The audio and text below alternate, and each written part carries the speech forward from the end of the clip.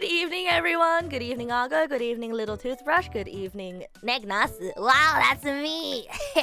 Good evening, Perfect Toaster Setting. Good evening, Crocuta. Woohoo! Good evening, Azu. Good evening, Zien. Good evening, Immortal Flames. Good evening, Zippy. Good evening, Toaster. Good evening, Nasa Amaya. Good evening, Triceratops. Good evening, Madpew. Good evening, Monkey. Good evening, Aflorane. Yo! Good evening, Grimtail. Good evening, Canine. Good evening, Non-Existent Pumpkin. Good evening, Henpai. Good evening, Vader. Yeah. Oh, look at me. I'm wearing my hat today. Okay, so I feel like there's something that I should say to everyone before we start today's stream. So I have to admit, okay, I did play MapleStory today, but I didn't spend all day playing MapleStory. I will have you know, I got up this morning, I went for a walk, I went to the bakery, I got some bread, I said hi to my friends, although I didn't say hi to them in person, but that's fine. I replied to DMs today. I brushed my teeth. I went to the bakery, and I worked on some projects after a little bit of gaming, like 2 hours of gaming. After 2 hours of gaming, I actually worked on projects. Yeah, and here we are. I brushed my teeth, and I know. From yesterday, we've mentioned and we have established that not brushing your teeth every single day is indeed gross. Yes, that is true, but sometimes I have difficulty brushing my teeth in the morning, you know. 2 hours of gaming is not that bad. We're on break after. I'm on no, there's no such thing as being on break. Because I've got the family funeral thing to go to in October, right? I actually need to start on next semester's work sooner, and I've already messaged the coordinators, and we've adjusted my timeline. So actually, I have to start soon. There's no such thing as a break, bros. Who do you guys think I am?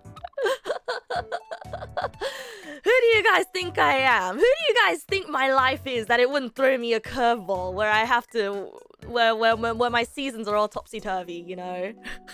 You think I'm Neg na스? I think I'm Neg na스. At least I think. You know, last night I had an awful dream. I had an awful dream that I was looking at questionable content on my phone. So, I had a dream where I was in my dad's room and he was on his computer and he was lecturing me on something, and I was sort of going yeah, okay, sure, whatever, while I was reading some awful content on my phone. And then he realized that I wasn't listening to him, so then he pressed the button, and my phone, the thing that was on my phone, started being displayed on his large screen. But it's not like I read awful things regularly. It was just a nightmare that I had. It was just a nightmare that I had. And then he immediately stopped lecturing me and told me that, like, oh, well, I see this is the kind of stuff you look at. Okay, goodbye. Now, if anyone knows how to interpret dreams, could you please tell me what this dream in particular means? Because I am a little bit afraid of thinking about what it could mean for myself. Having nightmares about the cast to TV button. Yeah, and the thing is, we don't even have a Chromecast. We don't even have a cast to TV thing at home. Oh yes, and also, I did take my meds today. I'm ADHD medded up, I'm anxiety medded up, and I am so ready to not go on a tangent, and I am so ready for us to play video game today. But because it's Neg na스, you know, I'm gonna allow myself at least 30 minutes of catching up with everyone and going on a tangent. Not all dreams correlate to subconscious things. Really? Really? Because when I was a kid, my mom always told me that if you have dreams that you're falling, that means you're growing taller. But I constantly have dreams that I'm falling, and I am still not growing any taller. You're not a dreamsmith or something, but it might have something to do with worrying about my father for judging me for things I like. Not really, no. My father's judged me all my life. I feel like if I was gonna be afraid of that ship has already sailed. Good evening, Mossy. Welcome. You think it's just being afraid of being perceived? Yeah. I told you guys about a lot of really personal things yesterday. And although I am not opposed to having personal conversations. Perhaps there is a little bit of fear in my soul where like, what if it gets taken out of context? It's because I feel guilty about playing so much MapleStory. I'll have you know, I only played 2 hours of MapleStory today. And I played on my own and I didn't overtake anyone. And I will have you know, I have something to admit to everyone. I didn't actually go to sleep after I ended stream last night. I didn't actually go to sleep after I ended stream last night. And the reason I didn't go to sleep is because Asta messaged the group chat. Okay, Asta messaged the group chat and she was getting home from work and she mentioned that she wanted to play Maple and she wanted to enjoy time with the girls, you know, just me, Asta, and Ruka. And it's been a while since the three of us had played together, so then I was like, you know what? I had to tell them that I promised you guys that I would play less. You know, I had to tell them everything that I told you guys yesterday about me having to overcome my brain rot and my addiction, right? And you know what Asta said to me? You know what she said to me? She said, Neg, it's okay. You're in your filler arc. You're healing right now. You're in your healing filler arc. It's okay. And now I'm not blaming her. I only have myself to blame. But it was a rare moment where all three of us were online and I was like... And then we made a pact together. The three of us were like, okay, when it hits 3 o'clock, we log off. Okay, 3 o'clock we log off and then we said, okay. Asta knows that she does. She really does. Asta is important to me. She really is important to me. Like the three of, you know, we made it's not really a pact, but the three of us, we were like, oh yeah, you know, in the future when we move out, even if it's not with each other or if it's with each other, we want to live in the same suburb because a support system in close proximity is one of the most important things to us. And so we can have sleepovers and we can walk to each other's places and we can share groceries. And I don't know, man. These people are my family. They are my found family. Zalgon, thank you for the follow. Welcome. Thank you for the follow. There's no blame, but it is funny. I know. Okay, tonight it's not gonna happen again, okay? I can pinky promise you tonight it's not gonna happen again. I swear. I sound like I'm promising my wife. Like, please, honey. Please, honey. It won't happen again. It was just a few beers with the boys. You have to trust me. It was rare, honey. Please. You have to believe me. It won't happen again.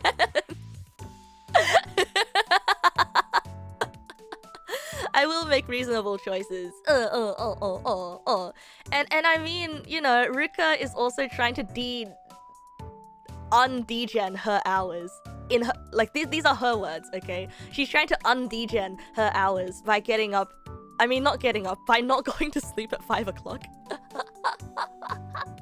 So, okay, so this is a question to everybody out there who has fallen into the degenerate sort of sleeping patterns, right? This is a very important question to you guys. So, what hour do you reckon is the time of no return? Like, you can stay up until 1 a.m., 2 a.m., 3 a.m., and you can wake up the next day fine, and you won't completely destroy your cycle. Maybe 4 a.m.? I don't know though. According to us, right? According to both Asta and Ruka, 5 a.m. is the magic hour. If you stay up until 5 a.m., then your sleep cycle is officially fucked. It's officially messed up. You're gonna go to sleep and you're gonna wake up during nighttime.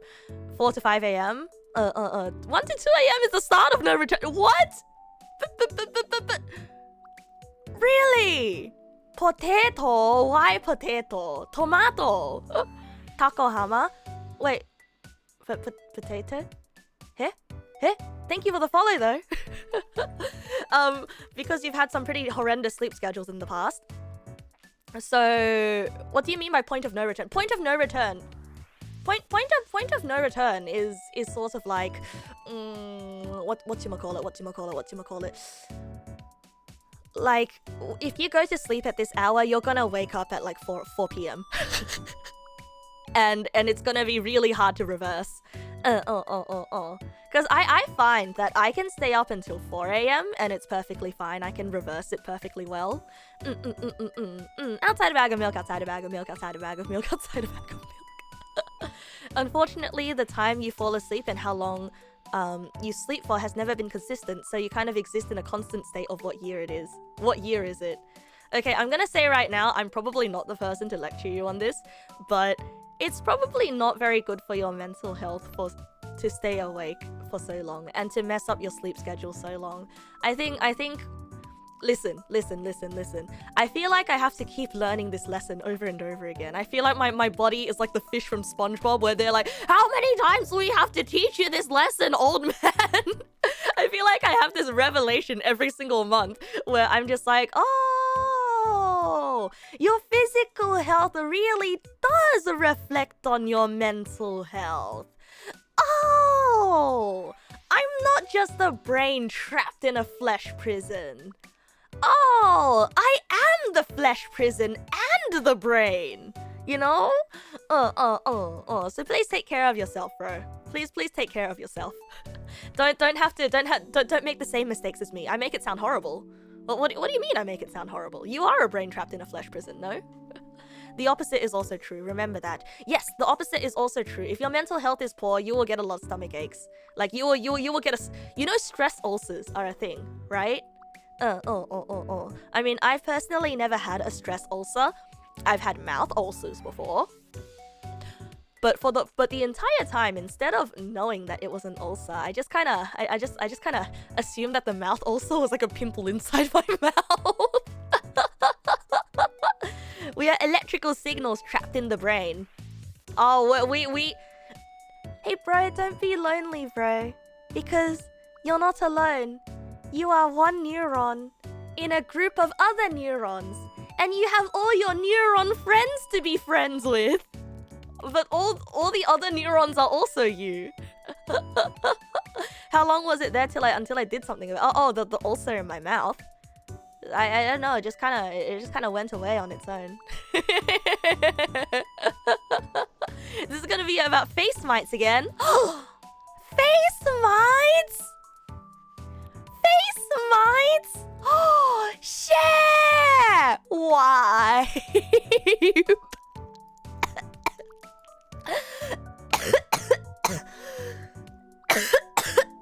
I'm sorry. No, we have a face mites plushie. No.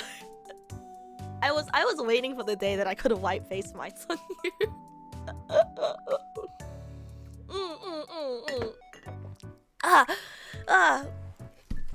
But yeah, you're not alone. You've got face mites, and they eat your sebum, and they keep your skin clean. So welcome those face mites.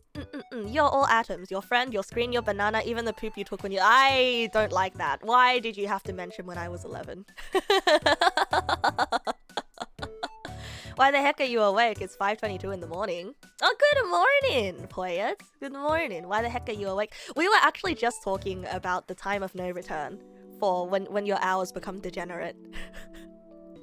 And looks like to me you've passed the point of no return. Am I still a little sick?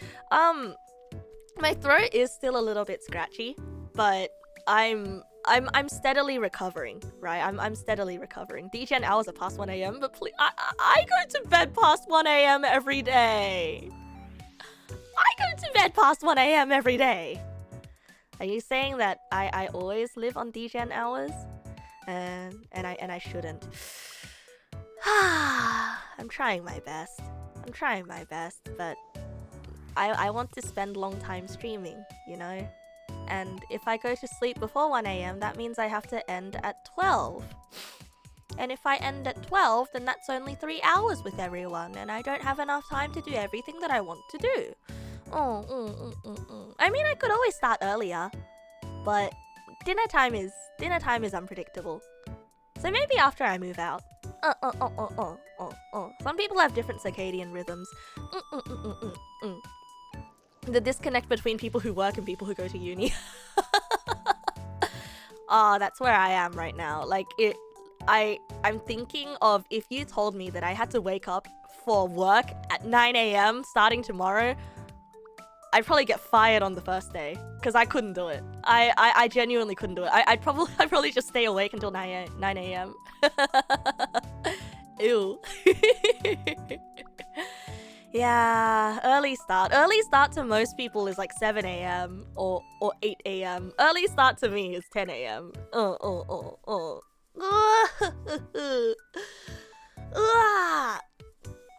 Either way though, I hope everybody had a great day today. The weather was really warm today, which means that I wasn't, what's the word, buffeted? Chipped away? Sliced open by the cold? Depends, a fulfilling job makes it easier to get up. True, if you're excited to go. I don't know, I say this a lot, right? But ever since I started taking antidepressants, I started valuing my sleep a lot more. Like, it's a lot harder for me to wake up at an ungodly hour right now than it was before I started taking antidepressants. It's just, like, before, I've said this many times before. I was able to sort of have the adrenaline wake me up and get me going, get my blood pumping. But now, if I wake up and I'm not well rested, I won't. I simply won't. Oh my god, whoa.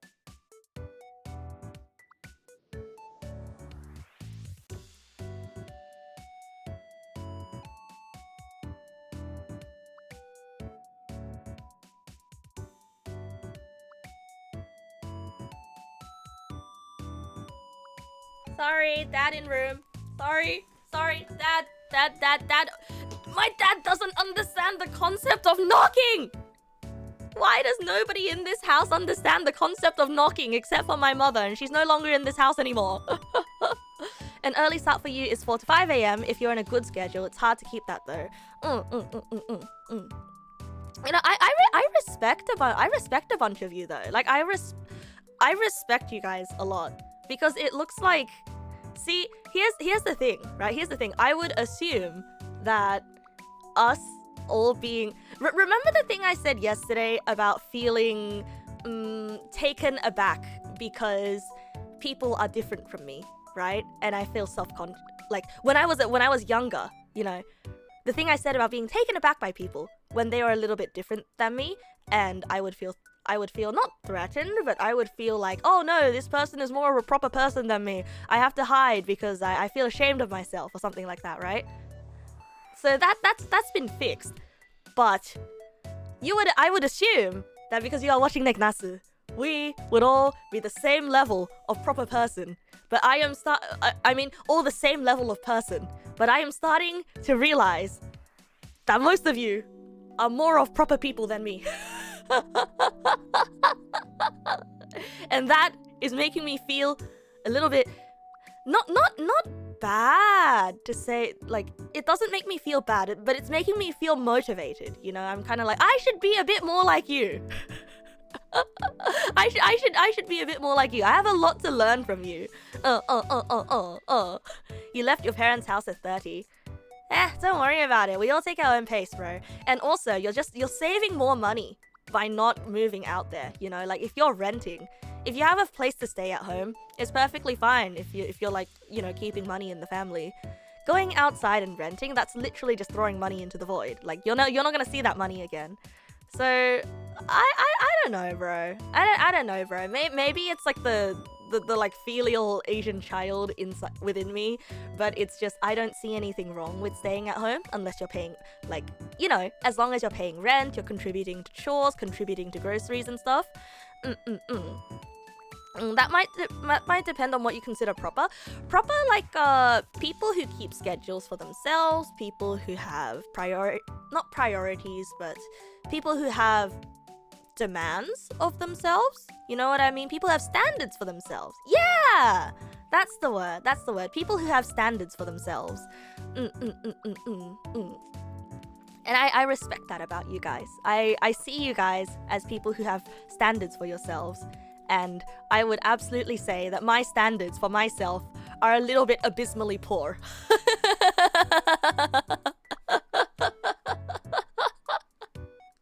But you know what? You know what? Like I said yesterday, every day a new attempt. Today, I brushed my teeth.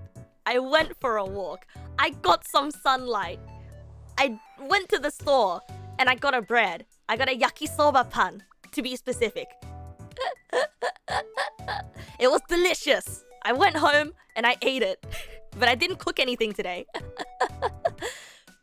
You have probably stupid high standards in some areas. I mean, I used to have really, really high standards for...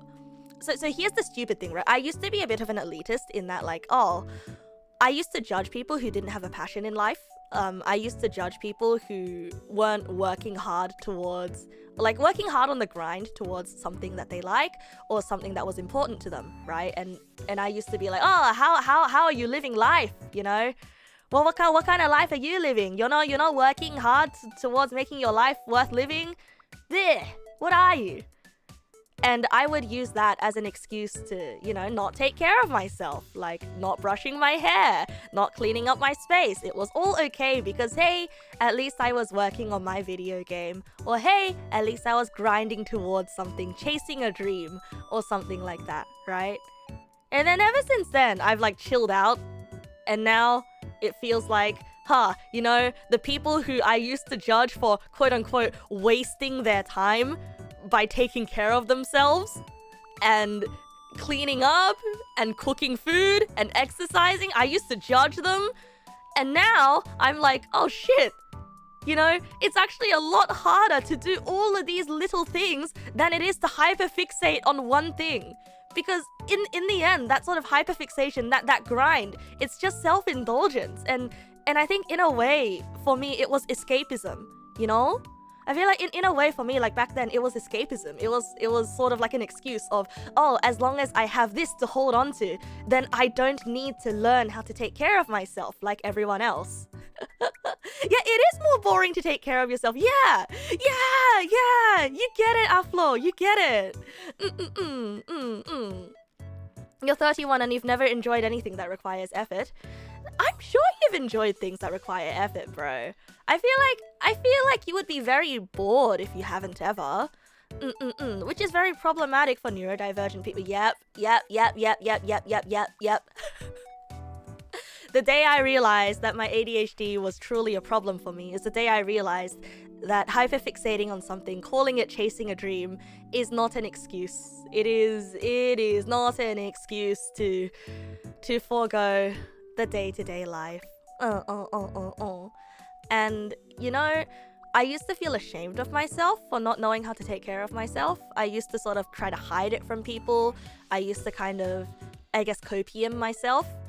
But you guys and Asta make me a lot less self-conscious about it, you know, because I'm fully transparent. I'm able to be fully transparent to you guys about, hey guys, sometimes I don't brush my teeth because I think of brushing teeth as a waste of time. And now I don't have the habit of brushing my teeth every day. Ding. You see, most people hear that and they'll go, ew. But I'm really thankful that you guys hear it and you go, I get that. Like there was a point in time where I really upset one of my friends because I straight up told her, you know, I wouldn't mind if I never had to eat anything ever again, if I just had nourishment pills and I could spend all my time hyperfixating on chasing one of my goals. Like she was really disappointed in me and she kind of took that personally. Because she's someone who wanted to be a chef and she views cooking as an expression of love.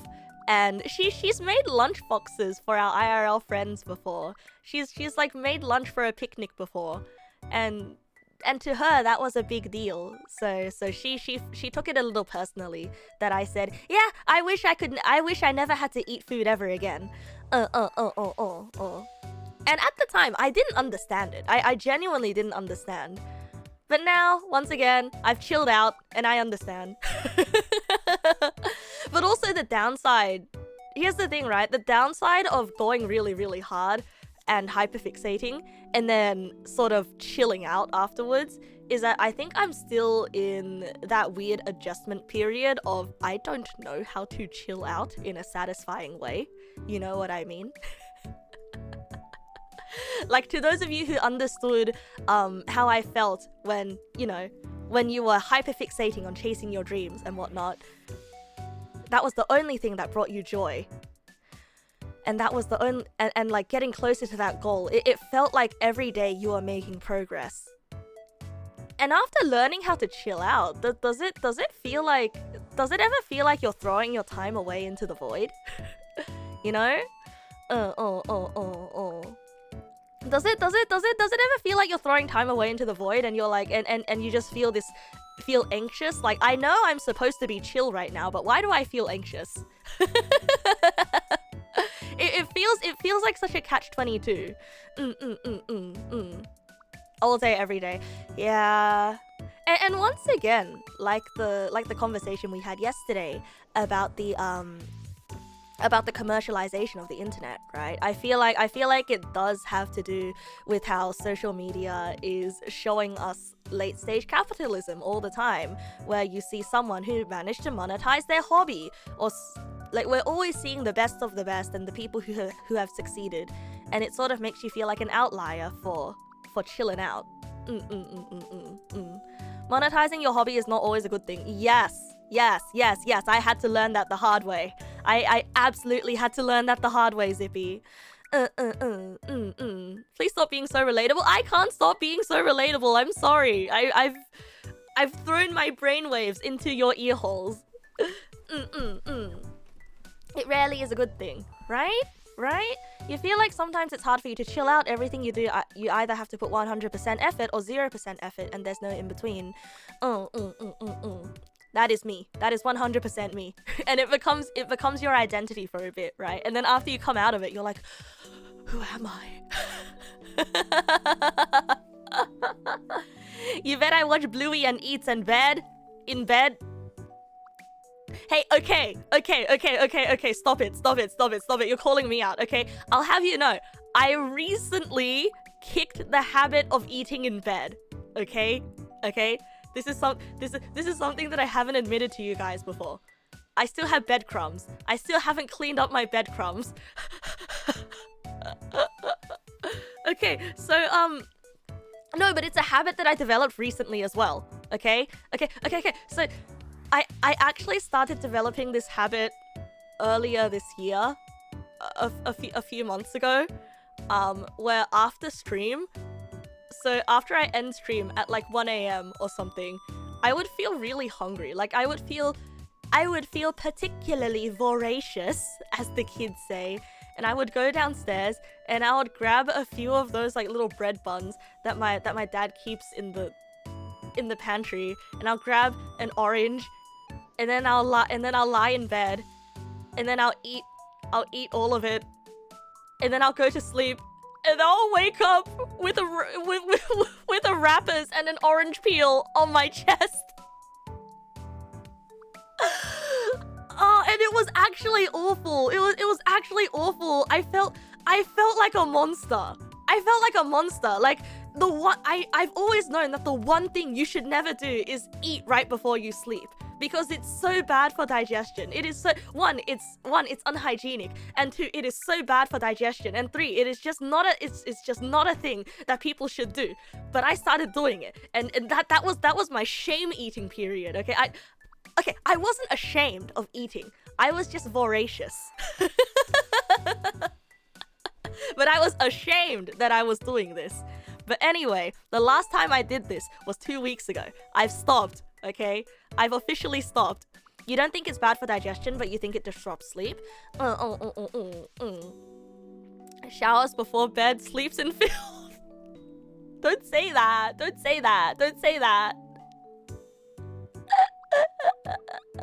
2 weeks ago, but there's still bed...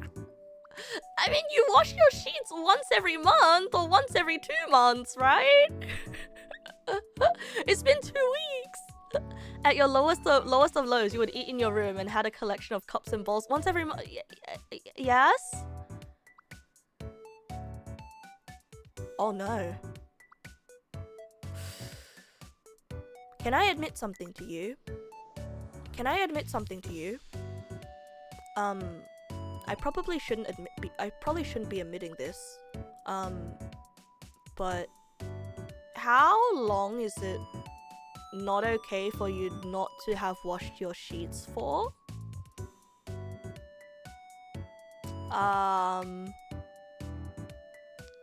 Every week, but I do laundry like once a week. At least a month. Oh, okay. You know what? Our social link isn't high enough for me to admit the next thing. I'm sorry. I'm ashamed. I'm sorry. I can't say the next thing. I'm sorry. I can't. I genuinely can't say the next thing. It's been. I think it might have been for 4 months. I think it might have been 4 months.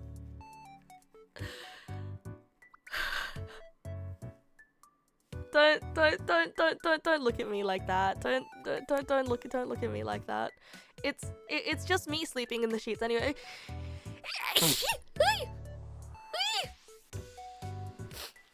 I'm telling you, bros. Thank you. I'm telling you, bros. I'm not good at life. I'm not good at life skills just yet. I will get a rash doing that. What? I didn't get a rash. I didn't have rashes. My skin's very soft and clear.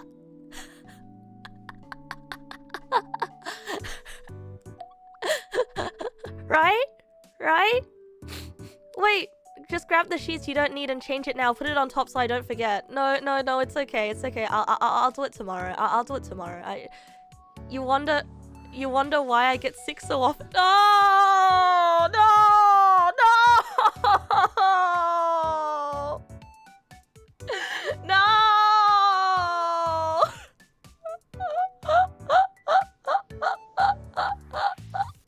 Okay. No. But the difference here is like, okay. Question. When do you guys shower? Okay. When do you guys take showers during the day? Okay. What time of the day is shower time for you? This is a very important question, and I need to know.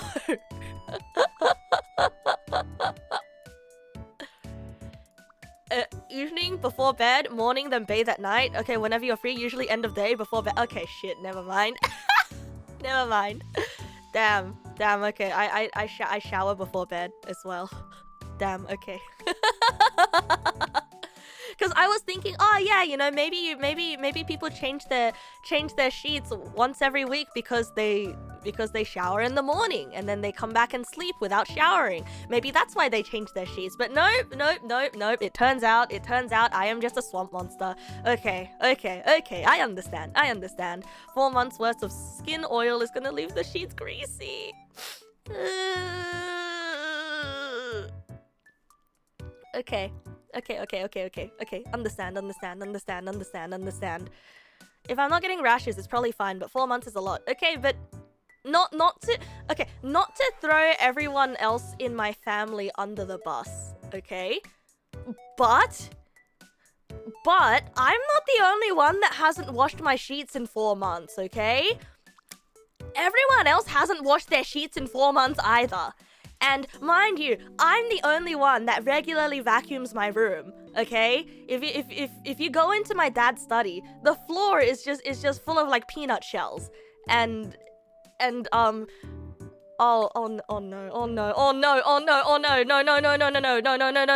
I'm just admitting to the entire internet that my entire family are swamp people. Oh no. Okay, this is what I mean by I wasn't raised right. Okay, this is what I mean by I wasn't raised right. Okay, now do you understand why I am so keen to move out? Right? No,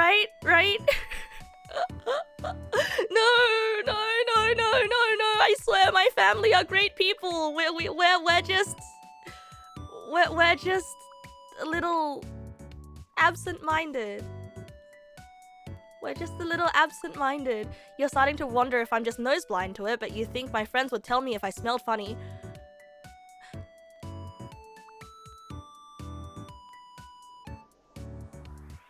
I just had... I am not going to think about that. I feel like I just had my life flash before my eyes. I feel like I just had my life flash before my eyes. Was I stinky this entire time and nobody told me?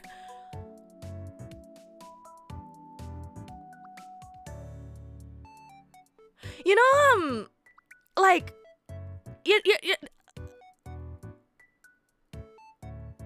surely Asta would have said, yeah, surely. Yeah. Surely she would have said something. Asta is one of the most proper life people that I've known. And if she let me sleep in her bed during our sleepovers, then that means that she probably doesn't think that I'm that much of a swamp creature, right? Okay, good.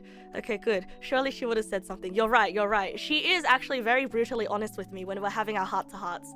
And so if it was a problem, she would have said something. And also, during one of our conversations, she said that I was one of the few people, I was one of the only 3 people that she would consider moving out with. And so if she was that concerned about me being a swamp monster, then that means then she wouldn't have said that to me. She would not have said that to me. And she's not the type to just say things to make people feel good. Yeah, she's not the type to lie to her friends to stroke their ego. Okay, good. Ooh. Okay, good. Sorry. You know, there was this once my mom came into my room and then she told me that I would never be able to get married because if people see my room like this, they're gonna be like, this scares people away. This scares people. You're never gonna get married. But you know what? If someone like Asta out there exists, maybe someone who's willing to marry me, despite my swamp monster tendencies, exists out there. Someone fix me! Someone fix me!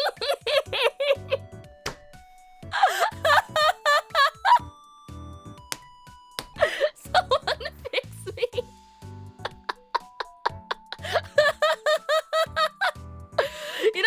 No. The only one who can fix me is me. The only one who can fix me is me.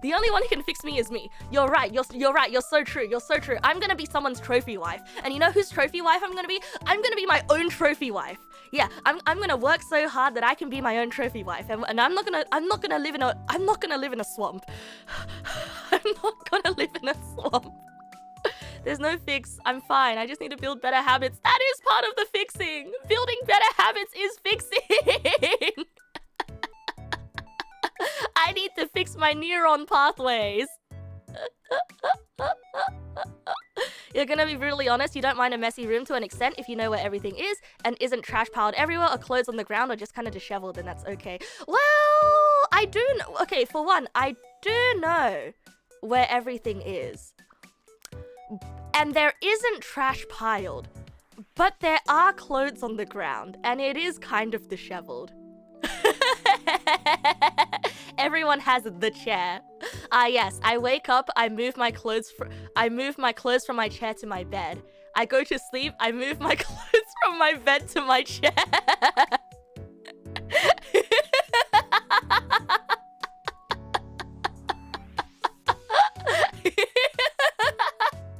The chair, the dirty laundry chair. The chair that you pile all your dirty laundry onto. Oh no, that chair. That's called a hamper. No. You see, a hamper is what you should be putting your dirty laundry onto.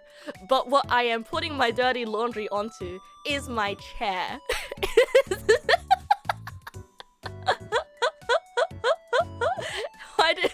Why do any of the women you know not put the clothes away? You know, here's another embarrassing life thing to admit to you guys. You know, one of the reasons why I don't like going outside is because it's very, I must say, like a typical girly thing. Oh my god, there's nothing to wear. It's hard for me to find something to wear, right? It's very hard for me to put together an outfit unless I can see everything that's in my closet. And so there are a lot of times where in the morning I will wake up and I didn't prepare what I was going to wear the day before.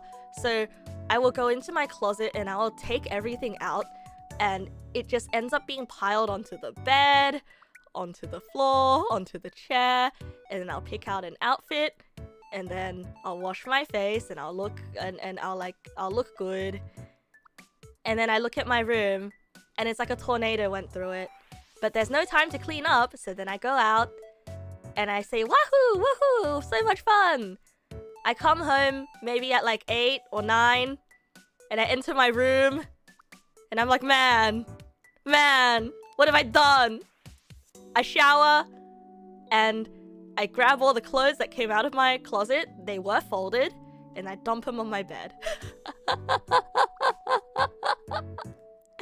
And in the morning, I take those clothes, and I just shove them I just shove them haphazardly into the drawer. Can I get hangers, please? I do have hangers. Yeah, is who could have done this? It's me! Who could have done this? Is it a bad time to admit that I don't iron my clothes either? Is it a bad time to admit that I don't really iron my clothes either? But I do iron them. Like if I need to go to work or something, I do take out the iron and I iron them in the morning. Okay. So the clothes ironing is the thing that no one cares about. Okay. That's good. Hey there, Ars. Welcome. At this point, you're surprised I actually wash my clothes. Yeah, At this point, I'm surprised I don't have mushrooms and fungus growing out of me, because now I'm hearing about how normal everyone else is. You see, this is what I mean. Can I be absolutely honest, bros? Can I be 100% honest with you guys? And I want you not to feel offended, okay? Please don't be offended by this, okay? Please do not be offended by this. I mean this affectionately, okay? I thought that more of you guys would be like me. I thought that because we're all internet creatures, I thought that more of you guys would be a little bit more like me. I thought it was a the more common thing. But no.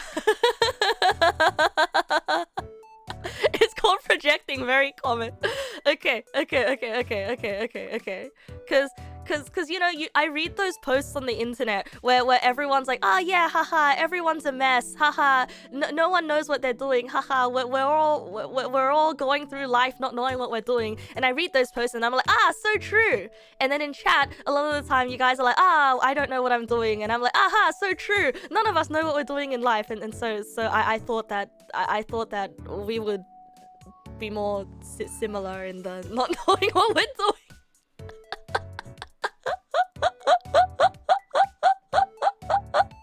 The world is a big place. Not everyone is exactly like me. No. Because when I was a kid, right, and I was worried about not fitting in with everyone and worried about what everyone was... I was worried about what everyone was thinking of me. You know what my sister said to me? She got mad at me and she said, you know, think of it this way. Everyone in the world is exactly like you, okay? Everyone in the world is exactly like you. So there is no reason for you to feel special. There is no reason for you to feel weird or different. And I hung on to those words as tightly as I could. And now I am realizing everyone in the world is not like me.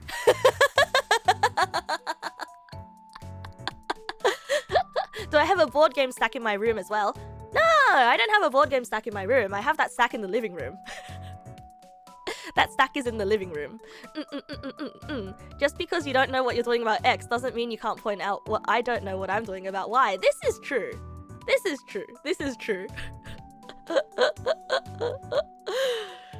There's the regular not knowing what you're doing and the ADHD not knowing what you're doing. Well.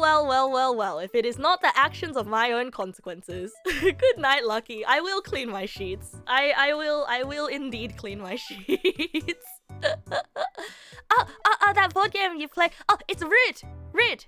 Root. My favorite game. Honestly, you thought I was quite a hygienic person, so this is an eye-opener for me.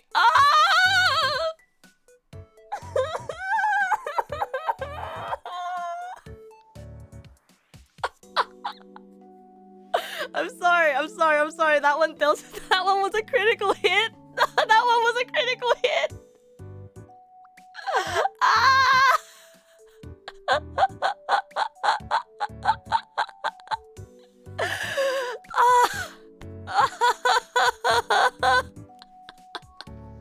I feel like I got hit by holy damage. Like if I live in the swamp, like if my elemental type is swamp and stink, then that statement was loaded with holy magic.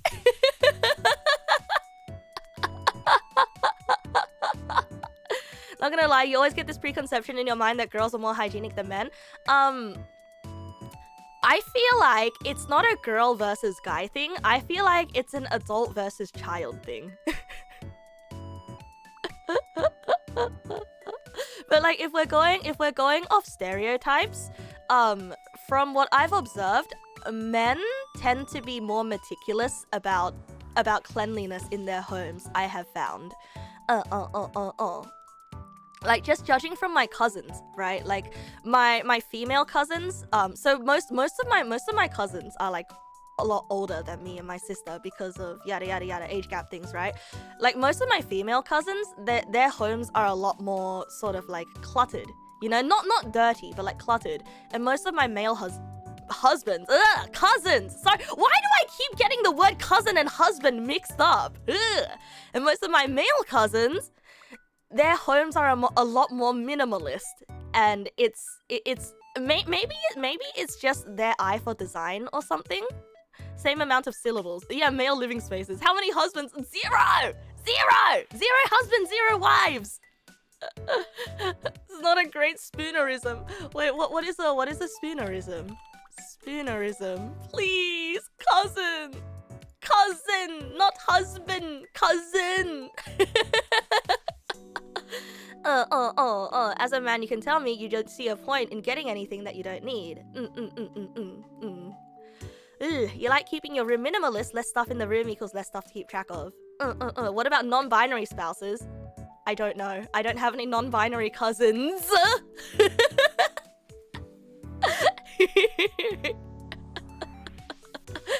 You're relatively insensitive to dust, but you absolutely hate clutter. I don't mind clutter. I hate dust. And you see, the thing is, when I am at...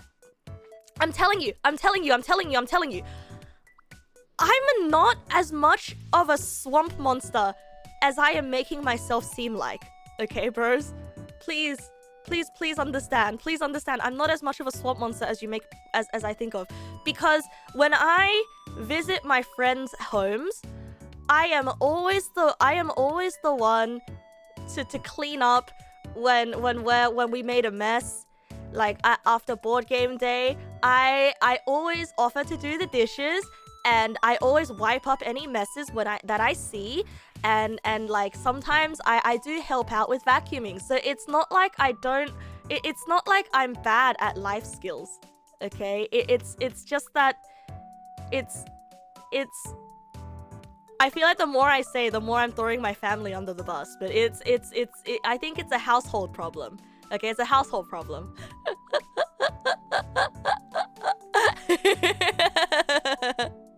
I think it's an environment thing. Okay, mind if you follow me? Of course I mind. No, I don't mind. Thank you, bro. You think it's just... Thank you for the follow. You think it's just different people being meticulous about different things. Moving out will do me some good. I really need to move out, bros. I have to move out. I have to move out of my home. I must move out of my home so I can learn how to live life. Hello, Fish Cat. Welcome. You're late. Oh, it's okay. You missed all the embarrassing things that I just admitted to today. A spoonerism is when you take the first two letters of two-word phrase and two nouns in a sentence and swap them. Neg nasu. Wait. I'll learn how it works or die trying. Look. Here's a few disgusting things that I don't do. Okay, I don't pick my nose and eat the boogers. I've never done that before. I don't rewear underwear. Okay, and I don't... What's another thing? I don't lick the floor. I do properly wash my hands after going to the bathroom. I eat off the floor. Yeah, but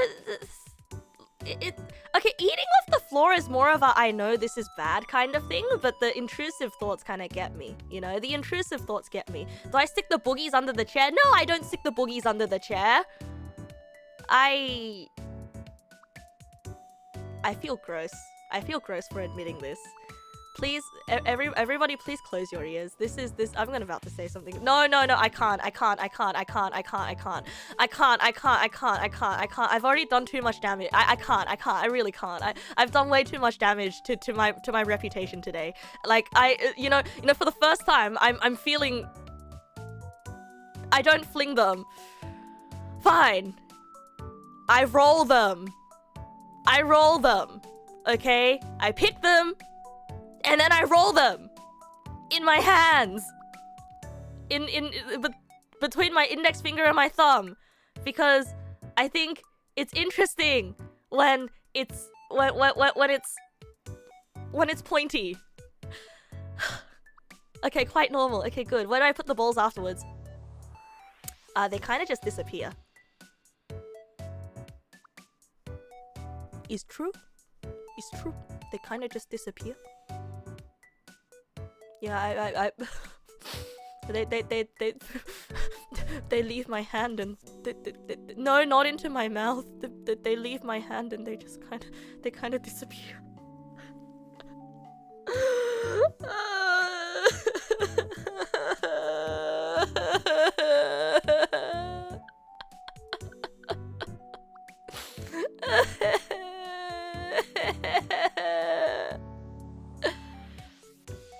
Well, Neg nass, so what game are you planning on playing today? I do vacuum my room. I vacuum my room every 2 days.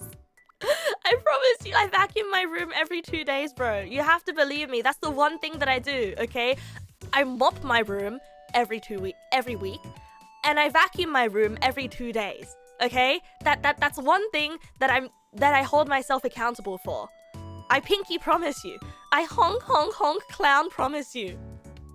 Oh, I hope Asta wasn't watching. I need to check the viewer list. Is she here? Okay, thank goodness she's not here. Oh, thank goodness she's not here. Okay. Now that I'm finished thoroughly embarrassing myself, I vacuum my room only since I got the Dyson. Yes, since I got the Dyson, because the Dyson makes vacuuming fun. Okay. Honest to me, when it comes to hygiene, I hyper-focus on a few hygienic things and forget the rest.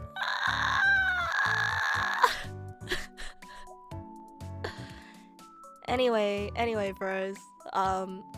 You know the thing that I said about transparency, and you know the thing that I said about being honest with you guys, and the thing that I said about being true to myself, and the thing that I said about using you as a confessional, and the thing that I said about us being true to ourselves and to each other, and taking each other at face value, and I'm striving to be better every day with each other. I hope that what I said today wasn't a deal breaker, and you didn't, and that you still like me.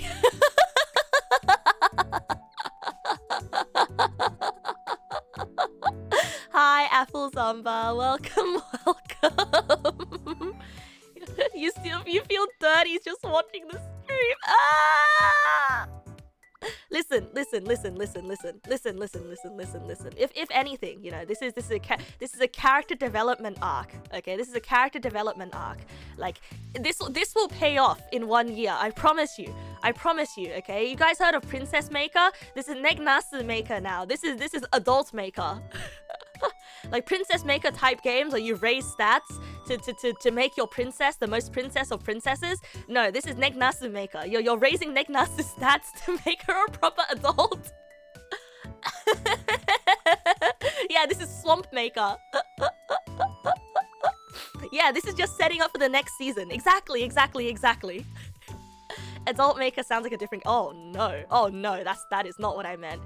See, you guys keep saying, Neg nass, you're level 1 goblin. When are you gonna level up to level 2 goblin? Hearing everything that you heard today, do you think I deserve to be a level 2 goblin? Huh, bros? Do you think I deserve to have the title of level 2? I don't think so.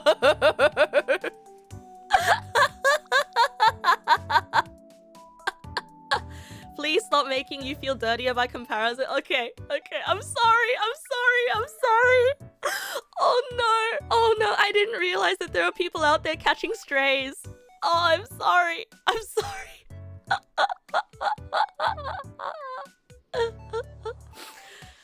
Oh, okay. But you know what, bros? A step at a time. And also, I have a strong immune system, right? Yob lib.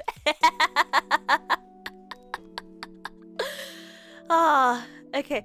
Suddenly you're reminded of a game you saw ads for called Yoke Hero a long time ago. Which is a Tamagotchi that you raise a Dragon Quest hero. Oh, that's so cute. I don't have it. Yeah, you're right. I don't have a strong immune system. Yeah, actually, it's making sense why I get sick so often now. Hey, it's all making sense now. Hey.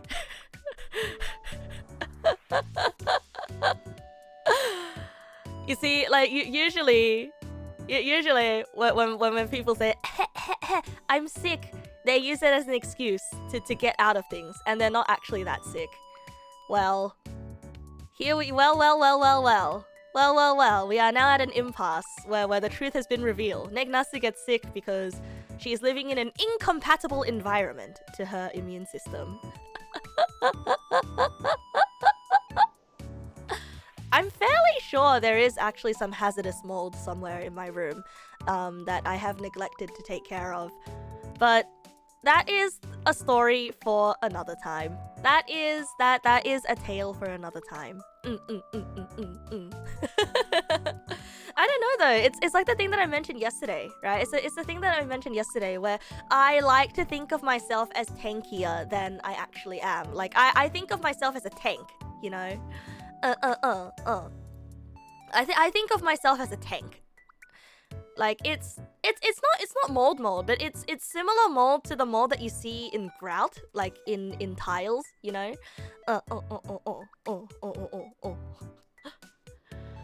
What kind of tank? Like a HP tank, you know. I'm a tank. Like I want you to walk up to me and point at my health bar and be like, bro, you look huge. Thanks, bro.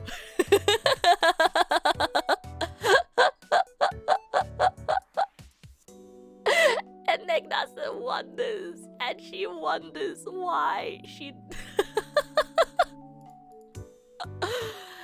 Oh man, I should at least shower every day. Yeah, I do. At the very least, I do. Okay. Now that this very gross tangent is over, do you guys want to play a video game? you guys want to play a video game? Let's play a video game.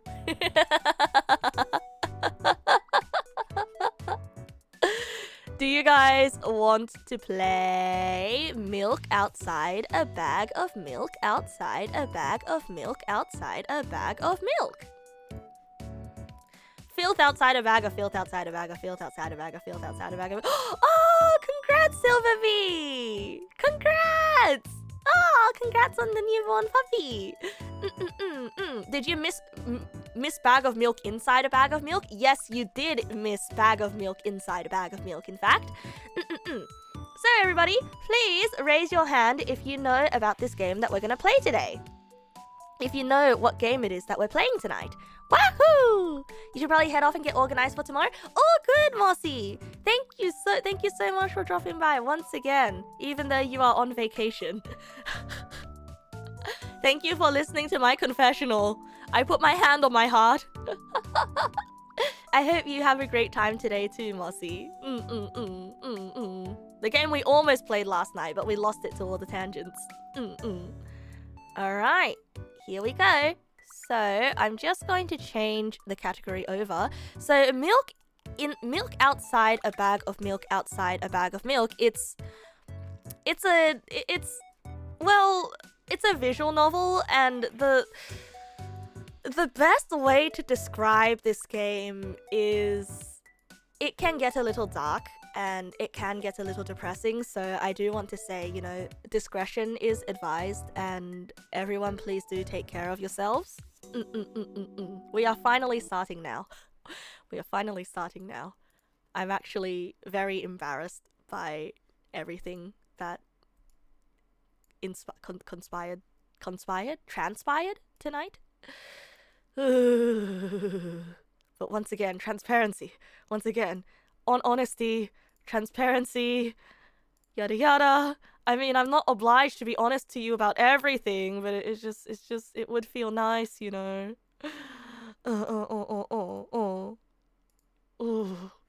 Okay.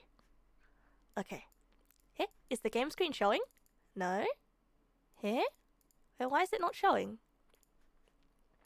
Ah, there it is! Today, we are playing... I'm embarrassed and you are not here. Oh, I don't think you wanted to be there. I don't think you wanted to be there. If it's spooky, you might just lurk. That's all good, Zippy. That's all good. I don't think it's particularly spooky, but I think it's gonna be unnerving at the very least, right? The prequel is about how hard it is to go out to get a bag of milk when you're beset by the neurological horrors. Correct. I think this one is a lot more explicitly upsetting. So once again, everybody please take care of yourselves.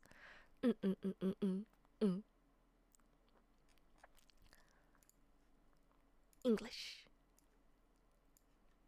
This game contains flashing images and touches on heavy topics. Take care. Escape to save and... Okay, escape save menu, full screen. Okay, sure. Ooh! Oh, that's neat! Oh, that's neat! Eh? No! I skipped it! No, I skipped it! No, we have to start again. We have to start again. I want to watch it. That's Lane. Man, I really need to get around to watching Lane. I really need to get around to watching Lane. Hold on a second. Come on. Why is the game not showing up? Come on. Come on, OBS. You can do it. The little OBS that could. Come on, OBS. Come on. OBS. Come on. You know you want to capture the game. Come on. Ah, there it is. Game contains flashing images and touches on heavy topics. Please take care. That's cereal mince lane.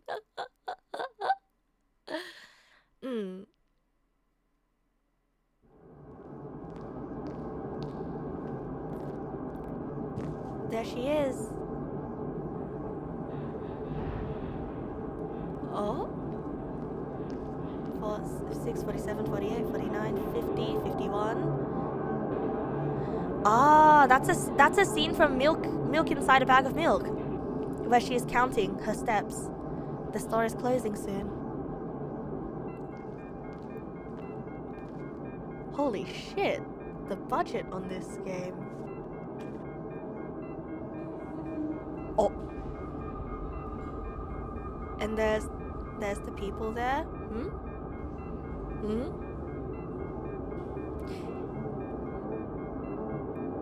Where she's giving money. Hello, can I?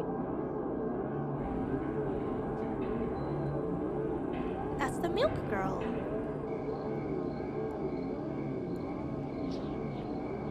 It's got some it's got some. It won't take much time. Like Higurashi Umineko vibes too. What do you see? Are you sure? Anyway, it's... Oh, what? Oh, what? Yeah, she does have a nice hat. It's very, once again, like I said, Higurashi Umi Neko core.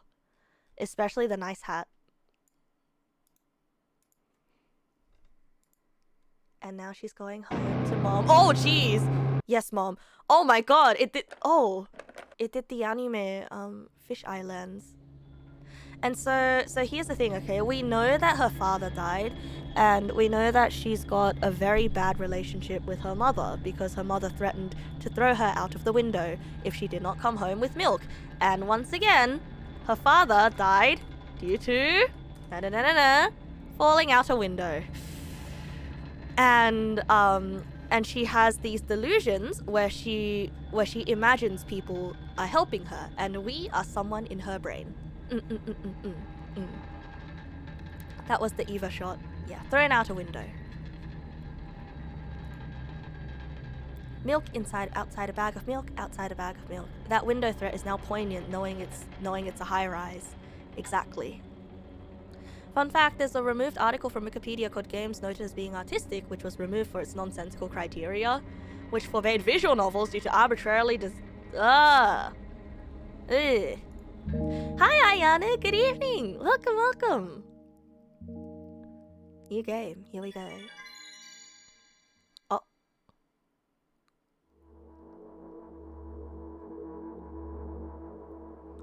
I'm walking to my room, trying not to look around. Playful shadows dance around me here and there. They dash all over the walls, the ceilings. One of those shadows whizzes past me, touching my face ever so slightly. I smile and continue walking, paying it no mind. Sometimes it's so easy to lose self-control and track of time, spinning in a joyful dance. But I'm in a bit of a hurry here. Mom told me to go to bed. Oh, so it's... Okay, so it's continuing where Milk Inside left off. I walk past the kitchen on the way to my room. The door is shut, but I can still feel the chilling air coming from the other side. My first thought is that there's a living corpse blowing into the keyhole, laughing mockingly. That's so silly. I'm absolutely sure we have no corpses in our kitchen. I know for sure that we've never had any corpses in our kitchen. I'm absolutely sure that...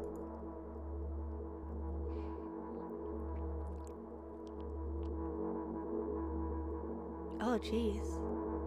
I break into a run and dash toward the closed door. The shadows intensify their chaotic dance. Are they trying to stop me or calm me down? I don't know. It doesn't matter right now. Don't you get it? I wave my hands around as I run, trying to chase away my annoying pursuers. But then I suddenly realize that I won't be able to stop in time. I've got no other choice but to break the door now. If there's somebody inside, I'll surely scare them to death. But wait, how can I scare to death someone who's already dead? What if it actually revives them? No, I don't want that. What do I do? I couldn't fully complete my thought when my shoulder hit the door and it flew open. Oh, jeez.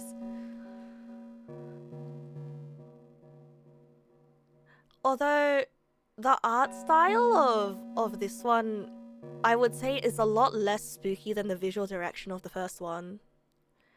As expected, there was no living corpse inside, but there was a bag of milk I bought today, sitting right in the middle of the table, watching me with its unblinking eyes. I stare back. Nothing happens. Although, what exactly did I expect? Gratitude? Have I done something that warranted it? A bag of milk probably doesn't care whether it's on the shelf in a store or on the table in my mom's kitchen. On the other hand, nobody would drink milk inside the store, which means I took it from the safest place into the world, and into the scary unknown. I'm so sorry, you poor thing. Aww. We're feeling bad for the bag of milk.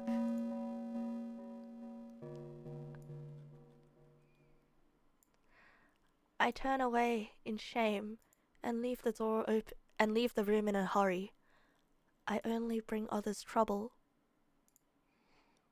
I walk toward my room through a narrow corridor. Oh, jeez, is that the mom? Oh, Jesus. This is boss fight energy. I meet a familiar formless creature at the door. It locks me in its clutches and starts sniffing every inch of my body like a hungry dog. I'm not struggling. I know it's useless.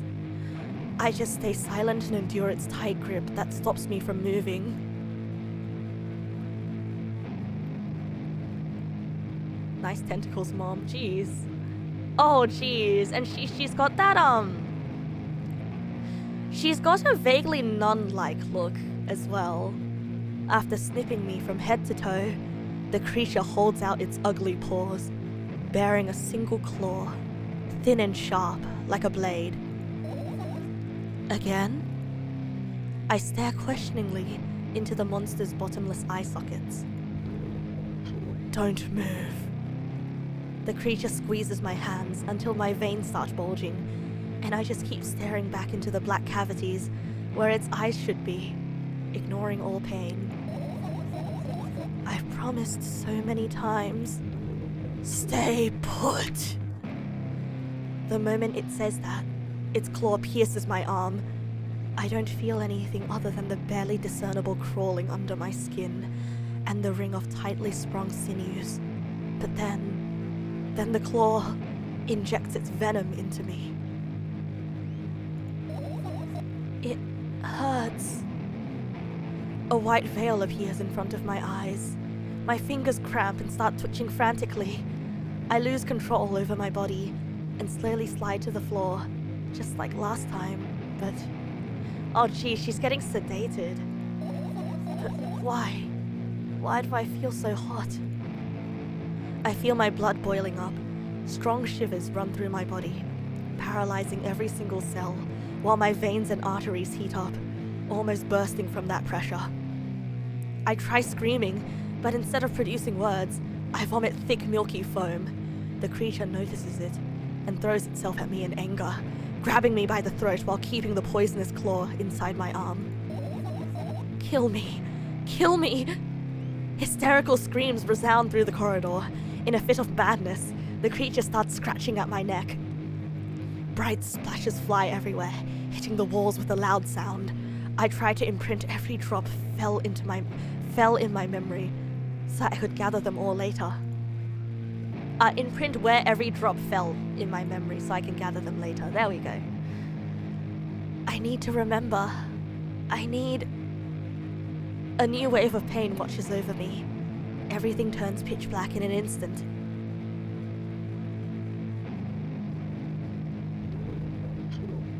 Say it.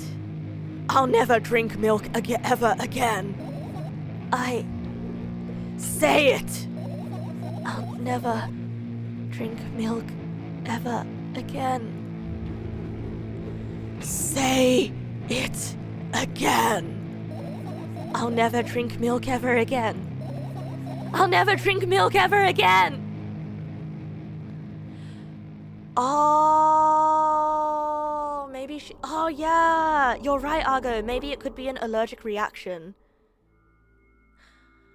Oh, okay, yeah, that's making a lot more sense. I finally get to my room. I'm so tired of all this fuss. Thankfully, I still feel comfy and warm in my room. Even the weird sounds coming from the outside don't make me anxious at all. When did she drink the milk though? I think just now she mentioned that she did go to the kitchen, and it's not clear if she said she drank the milk or not, but you know, allergic reaction and all that. My mum told me to go to bed, so I need to perform all the needed preparations. I've washed my face, and now I'm standing in front of the mirror with a toothbrush in my mouth. She's lactose intolerant. I mean, lactose intolerance is different from a straight up allergy though. Like lactose intolerance, it kind of just wrecks your stomach. No, it's Madotsky.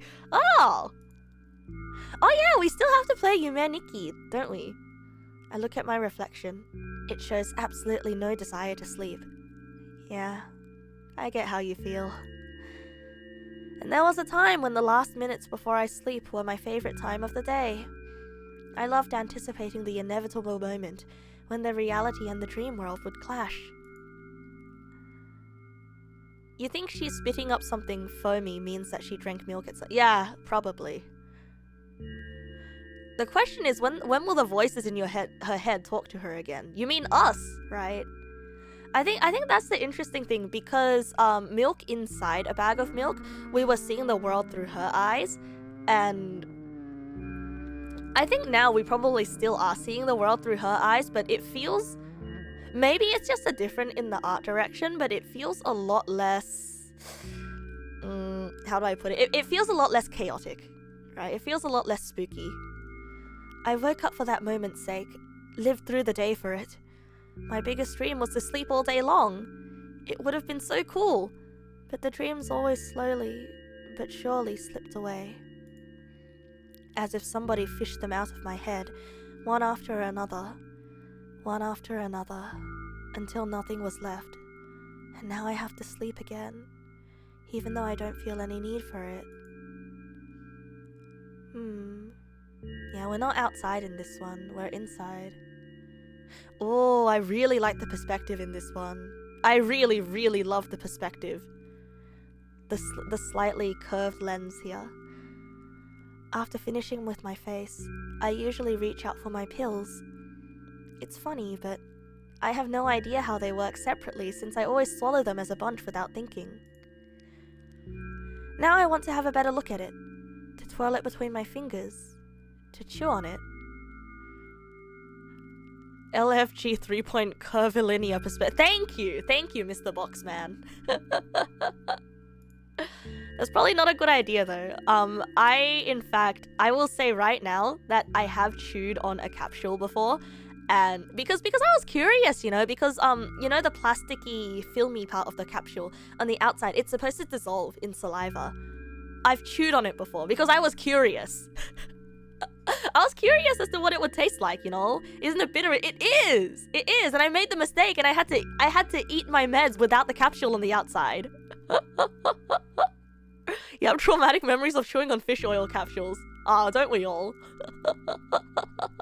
Don't we all have traumatic memories of that one? I'd do anything to stall for just a little bit more time.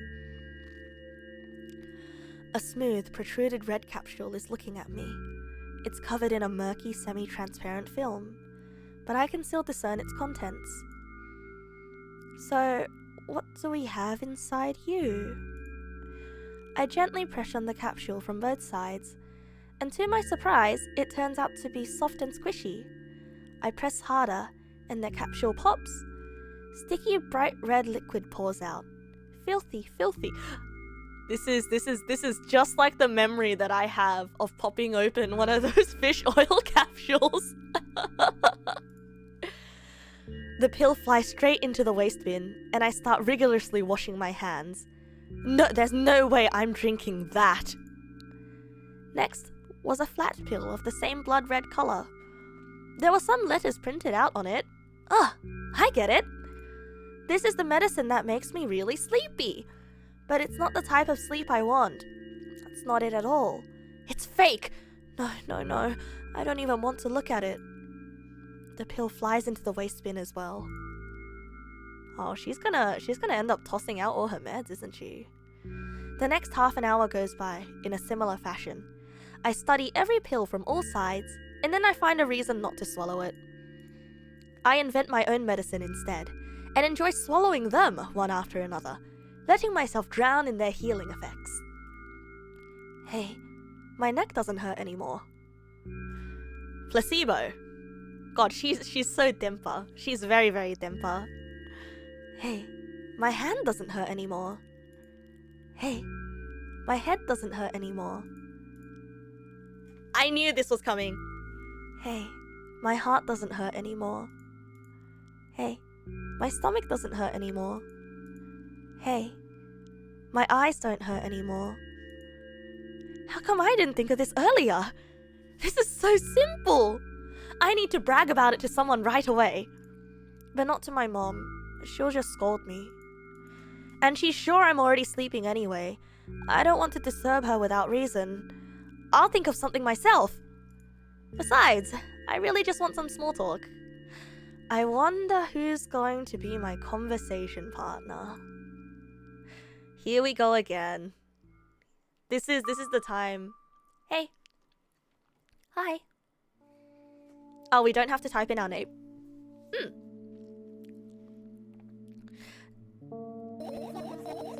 Hey, long time no see.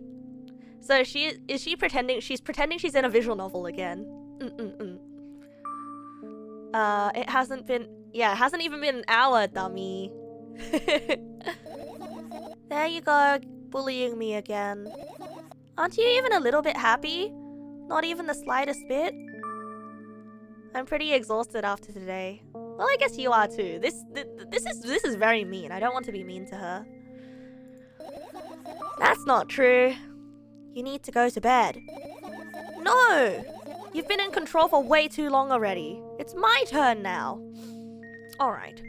So, for those of you who haven't seen milk inside a bag of milk, inside a bag of milk, inside a bag of milk, inside a bag of milk, inside a bag of milk, inside a bag of milk, inside a bag of milk,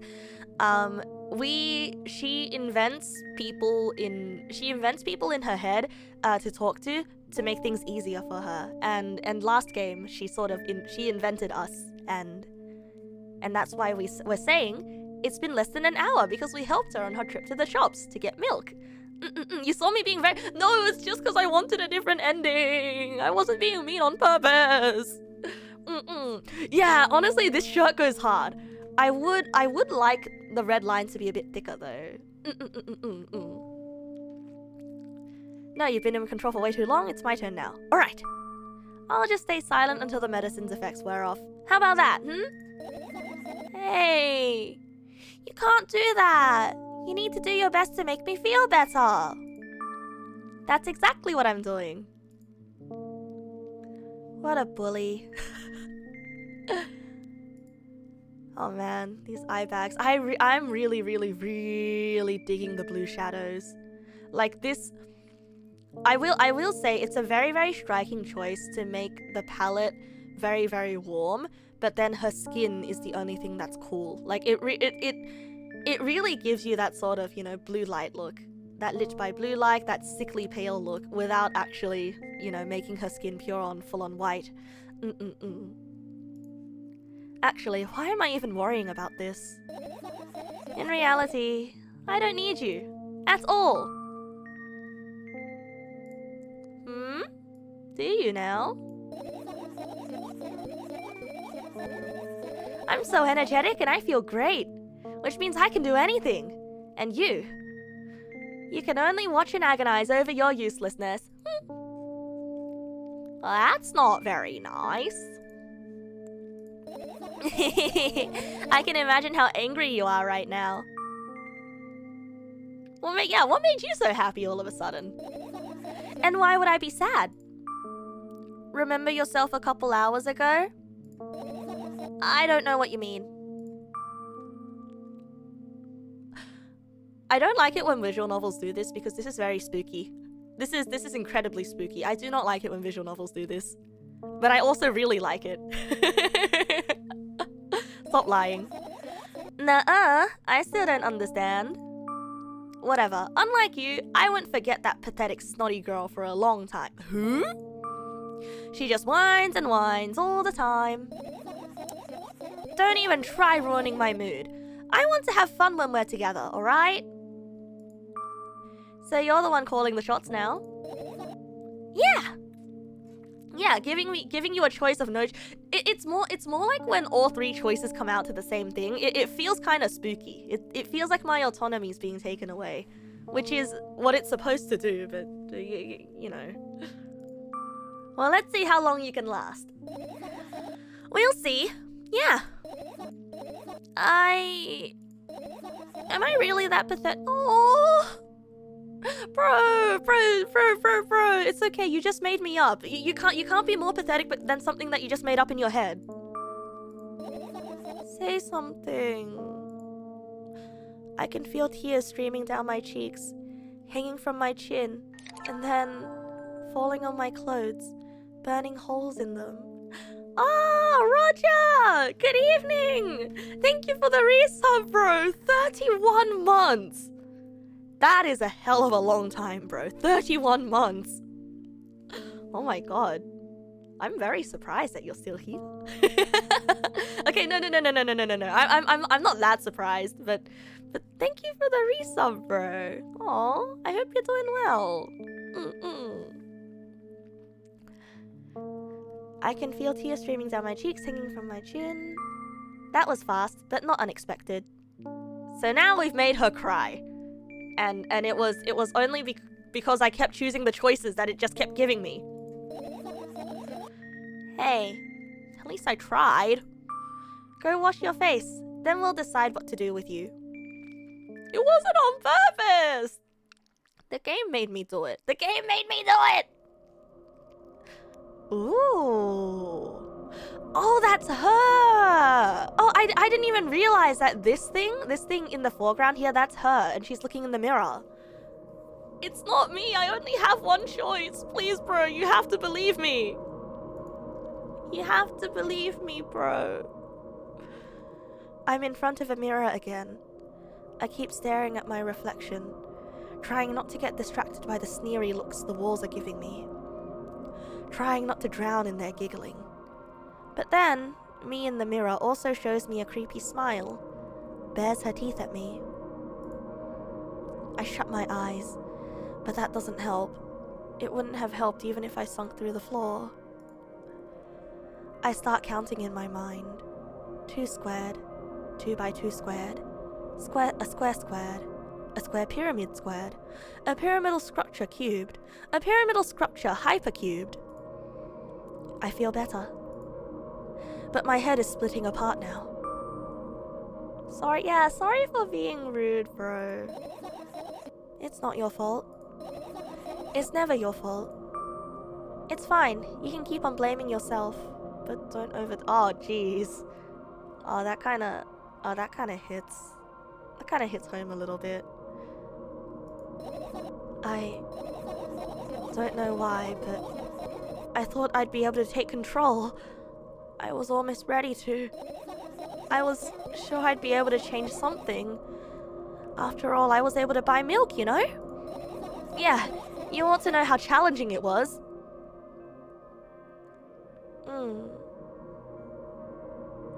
That's all good, bro. That's all good, Ayane. That's all good. This game can get quite heavy. So, like, you know, once again, if you do need to take a break from stream, if you do need to tap out for the night, like, I absolutely 100% would not blame you, because it is quite difficult, right? Like, it does delve into some pretty heavy topics, and if you find it a little bit too relatable, it could most likely possibly perhaps trigger some things. Tap out like the tap in the... I am going to throw a rock at you, Triceratops. Is that why you threw away the medicine? What a stupid decision, right? You know, whatever it was your decision. Yeah, it was your decision. It's really hard because I also understand the feeling of getting into that euphoric state of, whoa, I can finally do things now and whatnot. Oh, Roger! Thank you for the gift sub to Ayanu. Oh, thank you, Roger. And Ayanu, I hope you enjoy the emotes. Whatever it was your decision. Does it even matter? And what do you think? I think yeah, we should give her more autonomy, you know. What do you think? I can't be sure about anything. And you don't take me seriously anyway. Then why did you do it? I felt like I'd be able to fight it on my own. It's true. The pain subsided for a bit at that time. but now I feel it in triple force. It hurts so bad. So my question right now is, I don't know if her affliction is physical or if it's mental. Because I do know that there are pains that are entirely psychosomatic. And psychosomatic meaning that, you know, it's entirely in your brain. Like, but it still hurts. It's the same thing that causes phantom pains when you lose a limb. Yeah, seems both-ish. Because if it's psychosomatic, then placebo should be able to work, right? Yeah, she did get an injection, but like we're thinking that it's because she had an allergic reaction to the milk. It hurts so bad. You know what to do. Dejected, I reach out for the shelf with my medicine. I swallow the pills one after another, chasing away the unpleasant visions that keep floating up in my memory.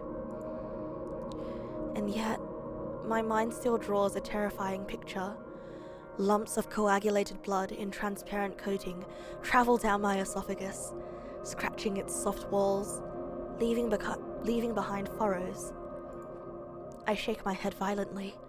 I don't care if it makes me feel dizzy or worsens my pain. I just don't want to think about something so repulsive.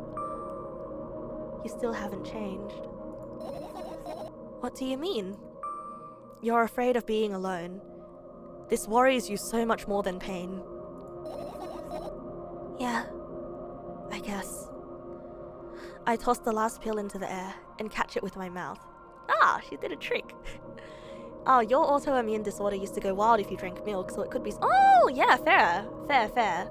I do hope we get some definitive answers, though, but I wouldn't be mad if we didn't get definitive answers, because it seems like the kind of game that is sort of more prone to leaving you to your own conclusions. Cringe mathematician, good evening! Welcome!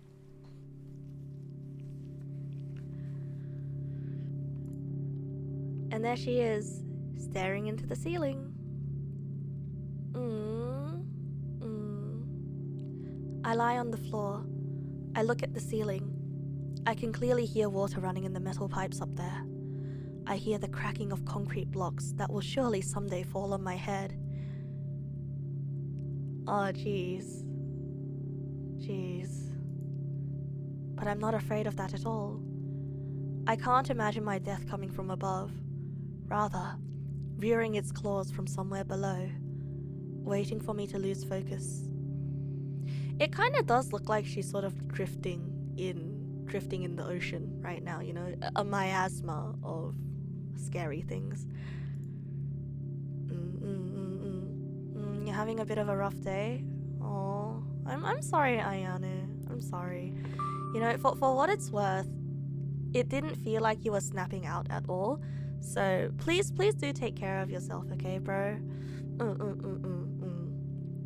I think it is worth it to try to understand yourself, but also sometimes, like, if you are feeling bad and if you are feeling bummed out, sometimes the best that you can do is just to be like, hey, I'm kind of bummed out right now, and just sort of like sit with the bummed out feeling for a bit without trying to chase it away or understand it. Do you want to talk about it?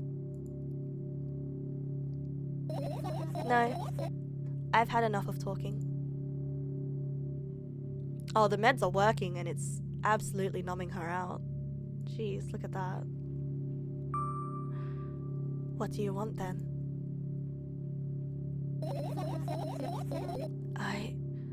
I just want to lie down for a bit.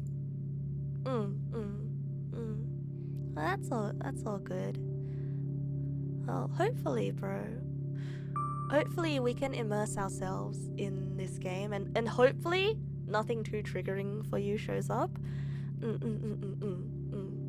perhaps we can engage in a little escapism for a bit. 5 days till summer vacation. Oh, hell yeah, let's go, honk man. Congrats on your new PC. Even if the ceiling is bound to collapse, it won't be today. Yeah, I really like this. Even if the ceiling is bound to collapse, it won't be today. I really like this. It has such a sense of comfort without taking away the reality of things. You know, it's very comforting. Can you stay silent, please? I need to get my thoughts in order. Yeah, it's a lot more realistic, right? Yeah, and then she tells her to shut up. Oh man, look at that lens distortion. Wait, this is so sick. This is so sick. I doubt that the ceiling is actually that high, but the way that they're using perspective in this particular shot is so incredibly sick to create this sense of distance. No, I think she's in her room now. I carefully extract thoughts that are yet to be fully formed from my head and lay them out on the ceiling in orderly rows. Now it's my corkboard. Ah, like the Queen's Gambit. In hopes of seeing the whole picture, I switch them from one place to another, pile them on top of each other, scatter them around. In the end, I throw them off with my hand, annoyed, and start over. I can't do it. You can always imagine your thoughts as something small and swarming, like cockroaches. I don't think that's comforting, but sure. Like cockroaches. Ew, I hate cockroaches. Can I make them fireflies? I don't mind either way. Gosh, I really, really love the way they use perspective in this scene. I don't even have time to blink before my thoughts, they're fireflies now, start whirring all over the ceiling on their own accord, forming whimsical patterns. I can only observe them and wait for the right moment. I mean, fireflies whirring around, it kind of gives the imagery of neurons sort of whirring around in your head as well, you know?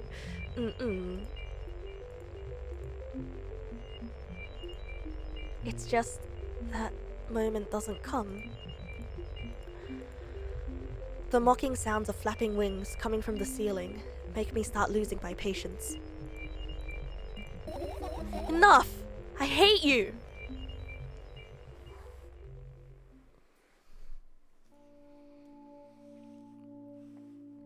She wouldn't believe her eyes. God damn it. If 10,000 fireflies. I spring to my feet and scream at the top of my lungs. The fireflies scatter. Good job. Now start over. Fireflies have short lifespan, just like my brain cells. So true. No way! Unstable behavior makes you look bad. I don't give a damn. Hell yeah!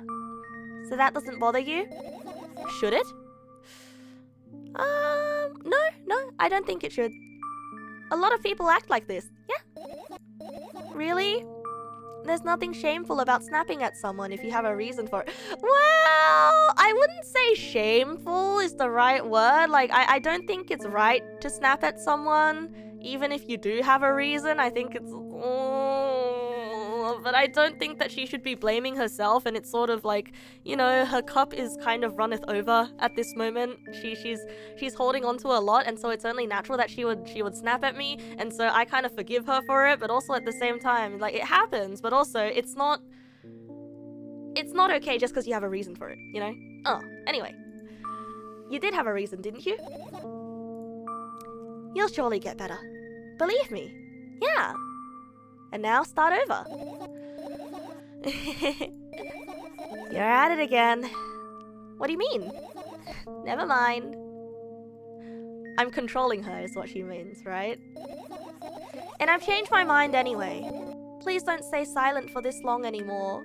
Oh, she misses us. We're her brainworm therapist. Okay, I do have a bit of a theory, okay? We are kind of being very kind to her, and we're coddling her. And I have a feeling because we are her brainworms, I feel like being kind to her is probably gonna lead to a very bad ending. But we'll see, because I would like to be kind first. I'm having a hard time without your help. Fine. I raise my eyes to look at the ceiling once more. Sadly, all my fireflies seem to be hiding somewhere. I need to find them. Dot dot dot. I glance around the room. There are too many places for a creature as small. Too many places for creatures as small as a firefly to hide here. They can be anywhere. You thought we were a manifestation of the meds. Oh, maybe.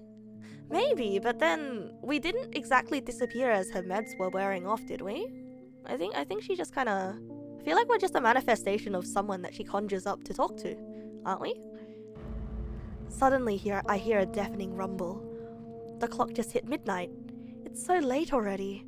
But I can't go to bed right now. Will you help me? Please, tell me you'll help me. Come on, stop bullying me. You promised to talk to me. What were you thinking while lying on the floor? What do you mean? You should know it better than anyone else. And that's the thing, I have no idea. This is weird. Will you tell me?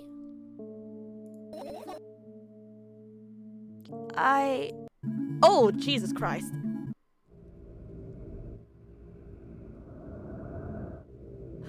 Is that the veranda? Oh, jeez. I roll my sleeves and start rubbing my eyes intensely. They are so itchy. What? Oh. Why are you crying? My eyes are itchy. Did he bring milk? Did you drink... What? Did he bring milk? I wonder, if I tear out all my eyelashes one after another, will my eyes stop itching? He, as in Dad, right? Did Dad bring milk? I wonder, if I tear out all my eyelashes, one after another, all my eyelashes, one after another, if I tear out all my eyelashes, one after another, what have you done? I need to gather the glass. And then I need to have a bath. And then... Here. Drink some milk. No!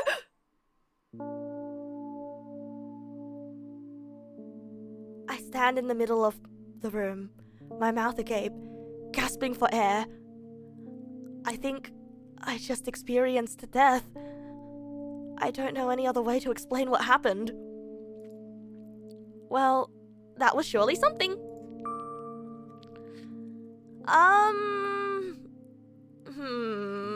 I don't want to make any theories just yet, but I think you guys might be on the right track. That the name that we input is probably the name of the prescription. I am unsure though, at this current point in time. Is her feeling as someone suffocating her a milky allergic reaction? Maybe! Maybe, hey, like anaphylaxis. Also, I don't know if it's just me, but I smell someone roasting pork. And it smells really good. Is someone roasting pork? Ah! I'm hungry! I already had dinner though! Why is someone roasting pork? I need to go check now. Wait, the pork smell is gone. Wait, where is it? Wait, where is it? Wait, the pork smell is gone. Where did it go? Where'd it go? I feel like I'm going insane. Alright. Maybe I'm hungry. Will you tell me or not? About what? Let's look for the fireflies instead. No, I'm not having a stroke. No, my room does not smell like this. I smell roasted pork and I'm getting really hungry. No, I swear I smell roasting pork. No,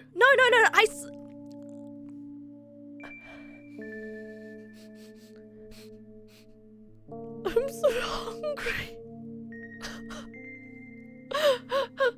You're acting weird. No, you're acting weird. Help me instead of running your mouth. I've already had enough adventures before, but... No, every single time I click on something in the game, the pork smell gets stronger. I'm actually not kidding. Am I going in? One second. I need to go downstairs to see if my dad's roasting pork or something at 11 o'clock in the evening. If my father is preparing tomorrow's breakfast or something, or if he's having a late night snack or something, or if my sister's eating something, right? The hunger smell. It's 1 second, my window's closed. I gotta go check on the ghost pork.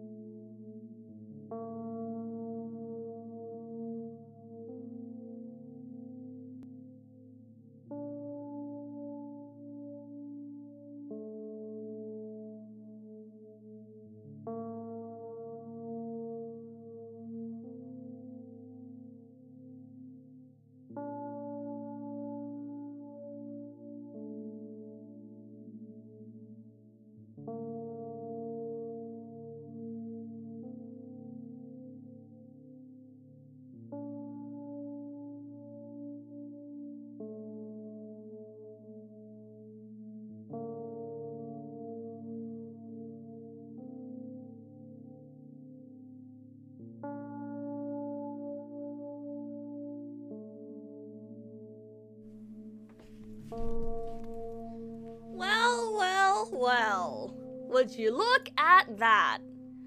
There was indeed a smell coming from downstairs. There was indeed. My sister was making soup and it burned. So what I was smelling was the smell of burning and not pork. Lyriker, good evening. Welcome. Yup. I was smelling burnt soup. Yup, unfortunate. Okay, now that the mystery is solved, I feel a lot better now. Anyway, onwards. Did I eat some at least? Nope, absolutely not. How does one burnt soup is freaking water? Look. I don't know what she was doing, okay? But I asked her, she said it was burnt, and I left her to do her thing. The mystery is solved. Help me instead of running your mouth. I've already had enough adventures before bed. I need to gather my thoughts quickly and go to bed. And my thoughts are hiding from me. To be honest, I have no idea where to look for them. I can help though, it's probably... Have you checked on your veranda and stuff? It would have been funny if the game was pulling some 4D viewing experience. And the next question was the player asking, you smell pork? Bro, I would go insane. I would go insane at that moment. Why is the window BG different? I think this outside window BG is, it's just her view of the world, right? The weird swirling red monsters. Color Man, good evening, welcome! And Sorgy Star, welcome back. Why are we talking to the teacher from Persona 5? That's not the teacher from Persona 5, that's Milk-Tan. Me neither. I guess I'll have to tear the whole place apart. No, and no! If I make even the smallest of messes here, I'll feel really bad. All the things should stay in their places, and that's it. Milk Lane. Why? Are you trying to come up with a reason right now? Who, me? No, of course not. I think you forgot to put up your mind block. I can see through you. Rude. Alright then. So we need to find a bunch of tiny insects inside a mountain of junk without moving anything. Even an inch? Yeah! Does she have OCD too? I mean, I wouldn't be so quick to call it OCD, right? Actually, no, it's probably very likely that she does have OCD because OCD is characterized by obsession, and the feeling of dread if you do not feed the obsession. So yeah, actually OCD seems quite likely. But once again, I cannot diagnose. My oh my. I have an idea. Last time, becoming a visual novel character helped me achieve my goal. Now I want to become a point-and-click adventure game character. You know, those games have moments when you just look at different objects and something inevitably happens. It sounds so fun. Yeah, she does this thing, and I feel very called out because I do this thing as well. Because whenever I get bored of doing something, and to help me do it, I try to make myself feel like I'm a game character.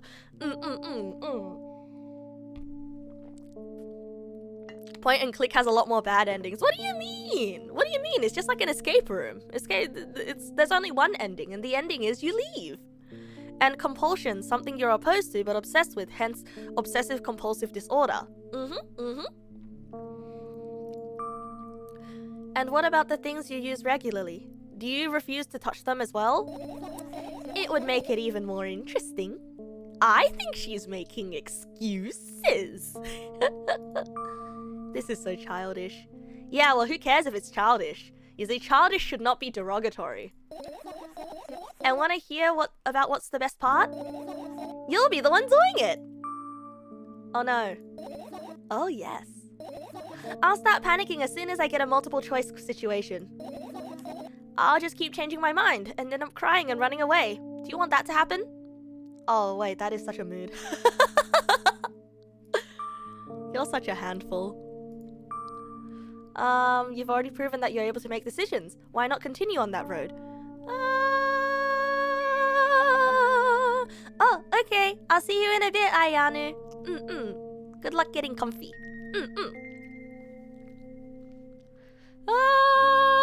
I don't know which one is the right choice here. I know there's probably several endings, but like on the first run through, I want to approach this as earnestly as possible. I think it's good for you to do things yourself, but I also don't want to cognitively overload you. But I think you should do this yourself. Come on, don't be so... What did she just say? I was just teasing you. You don't have to bear the whole burden. Asking for help is a reasonable decision too. Aww. This is true, by the way, bros. This is true. Let's begin already. I go to the middle of the room and look around. Where would I hide if I were a tiny firefly? This is so thrilling. My heart gets warmer from the pleasant anticipation. Hey. What? Look down. I look down. After a moment, a small ball of light and warmth crawls out from under my sweater.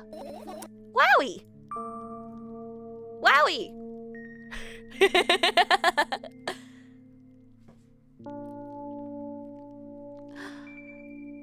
Oh, that's beautiful. Oh, that's beautiful. This looks like, this almost looks like an album cover. Jeez, actually every single CG in this game looks like an album cover. God, I love this. I love this. I love this framing so much. I carefully grab the firefly. It's pleasantly scorching to touch. I put it on my shoulder. I'm sorry, little guy. Time to come home now.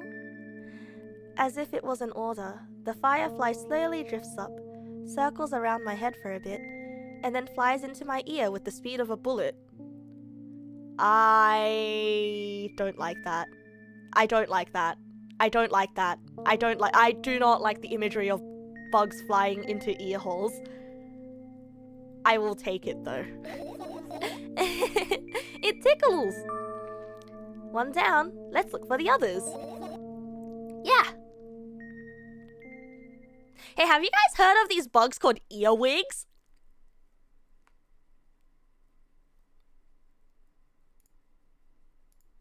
Anyway, umbrella. The umbrella emanates a faint sense of coolness. No wonder, it's the only thing that defends me against the thunderclouds that gather under my ceiling. No, and you don't want to find out. Okay, suit yourself. Earwigs are bugs that climb into your ears, by the way. Alright. It's such a blessing that it can do it without my help.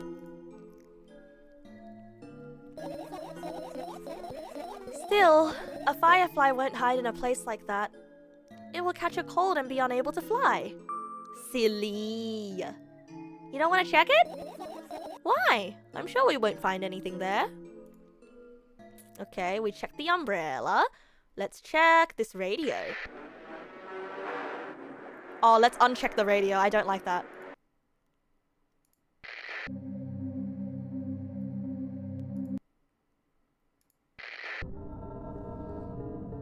It's giving us different soundtracks every time.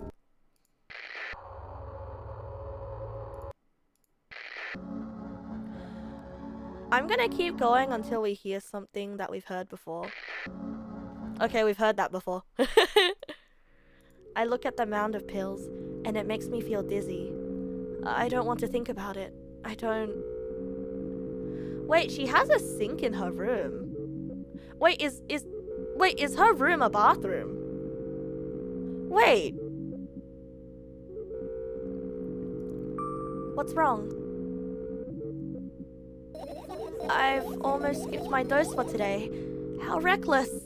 I could have died. Hey, calm down. You've already fixed that. Yes, because you ordered me to. Things could have been much worse. Yeah. I heave a deep sigh, come closer, and extend my hand. Wow, it's warm. The moment those words leave my lips, one of the bottles overturns. Pills rain down from it, and along with them, a firefly! Hooray! After circling above my head, a couple of times it lands in my palm. The firefly rushes up to my arm, and upon reaching my shoulder, crawls straight into my ear. My mind becomes a bit clearer. Oh, she's catching her brainwaves! She's catching her neurons. I tilt my head backwards and almost fall over. The closet is hanging under the ceiling, at least 300 feet off the floor. Are you joking? Even though it's my room, not everything here is for me to use. Whatever. I don't care. Yeah, I don't care. At all. Like, totally. And I'm definitely not worried. Not even the littlest bit. Nope, not even a smidgen of the tiniest bit. Not even for a thousandth of a percent. That's how much I don't care. Dot, dot, dot. Hey, I'm not even done telling you how much I don't care. From this moment on, I'm ignoring. Hey, that's mean. Oh, no, you don't. Then act normal.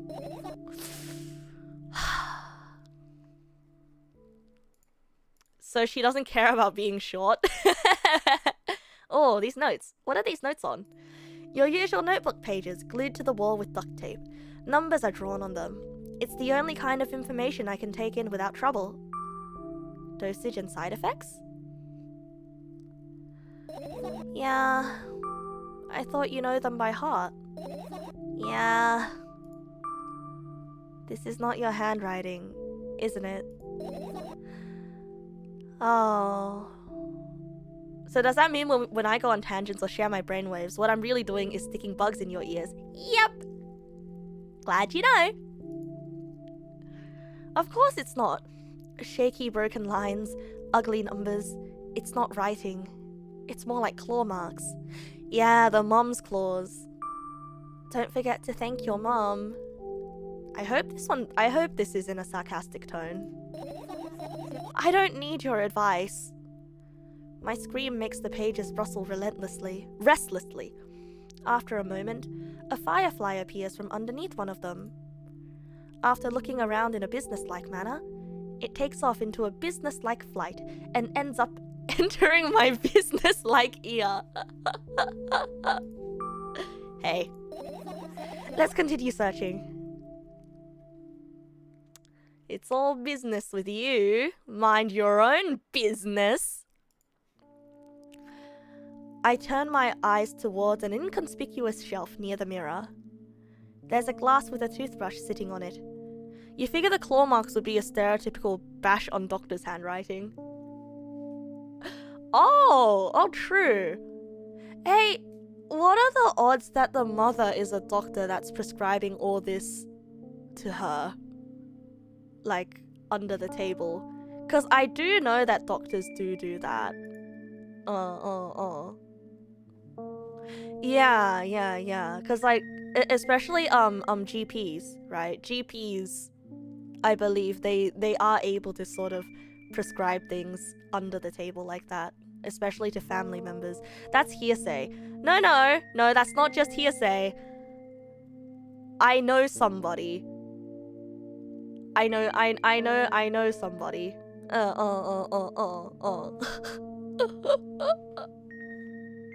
It's not me, okay? And it's not in my family. I legally I don't know this person, but I do know this person. GPs are not meant to prescribe to family members. No, but like I know someone who is receiving the from a family member. Like, even though they're not supposed to, it still unfortunately happens, right? I turn my eyes towards an inconspicuous shelf near the mirror. There's a glass with a toothbrush sitting on it, and a small towel is hanging nearby. What a wonderful sight! My fireflies are smart and good. They would never get in there. They know about personal hygiene. I wish that were me. Okay, let's look somewhere else. By the way, I will wash my sheets tomorrow, okay? Okay, I'll send you a picture of my sheets that are not on my bed. Because I washed them. Oh, jeez, wait. Oh, scary. Scary. Can't click that.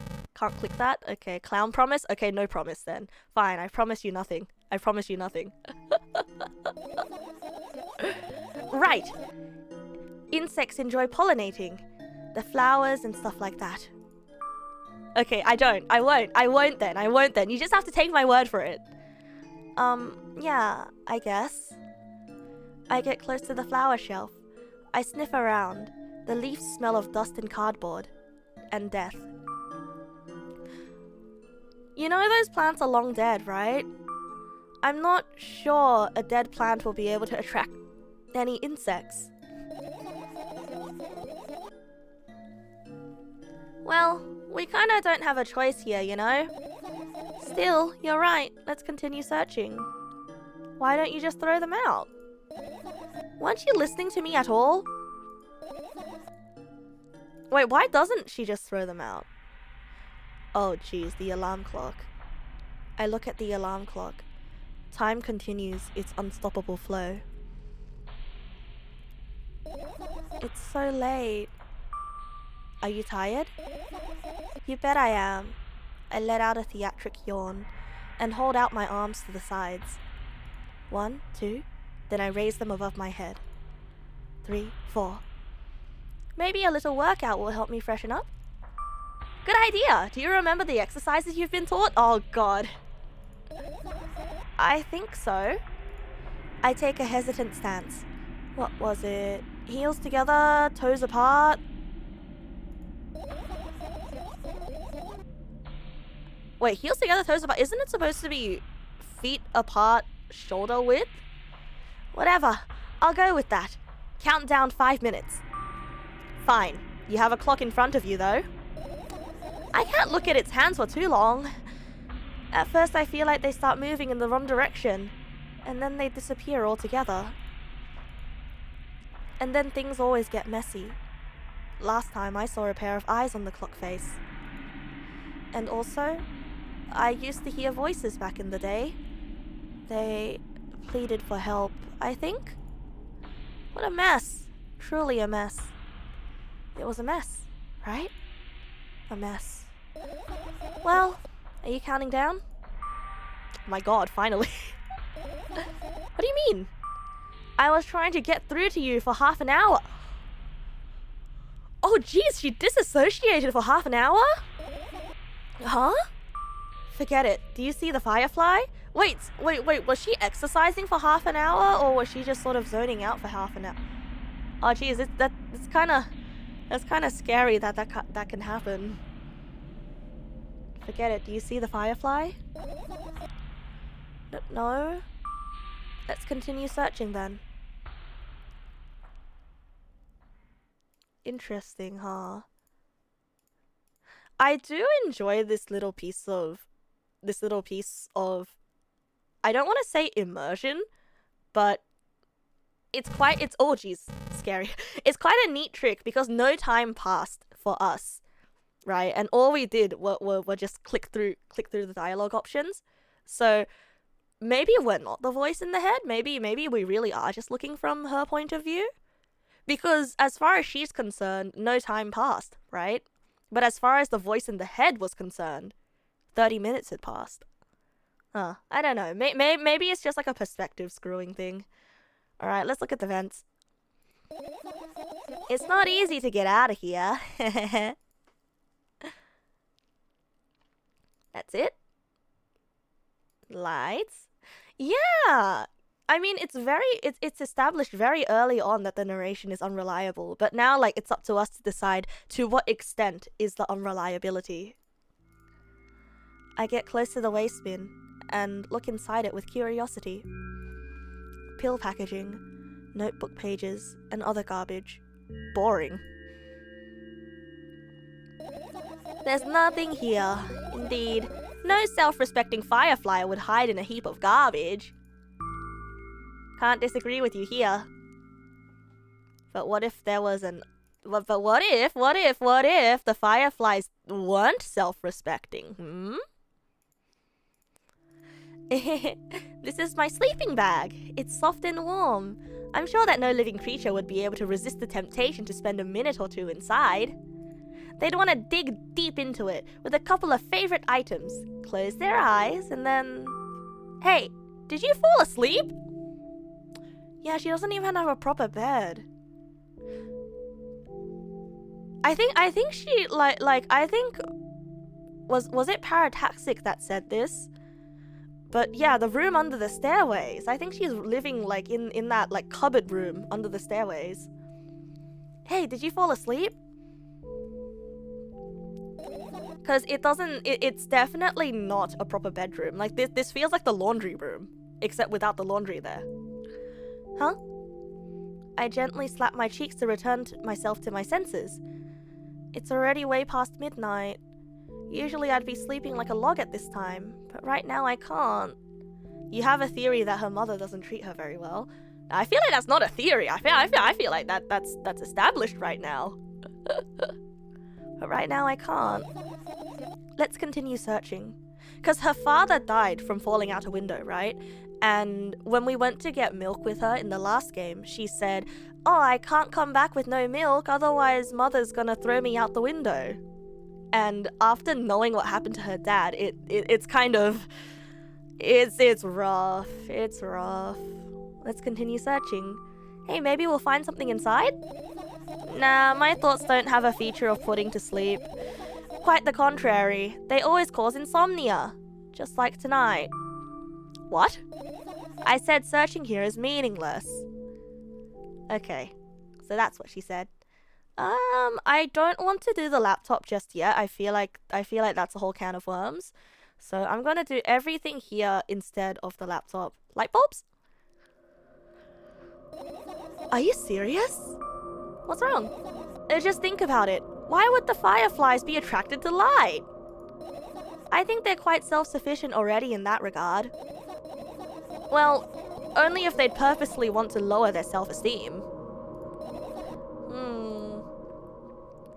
No, I feel like there's just a can of worms here, you know, especially with this filing cabinet as well. I feel like I'm just saying, I've got a feeling about it.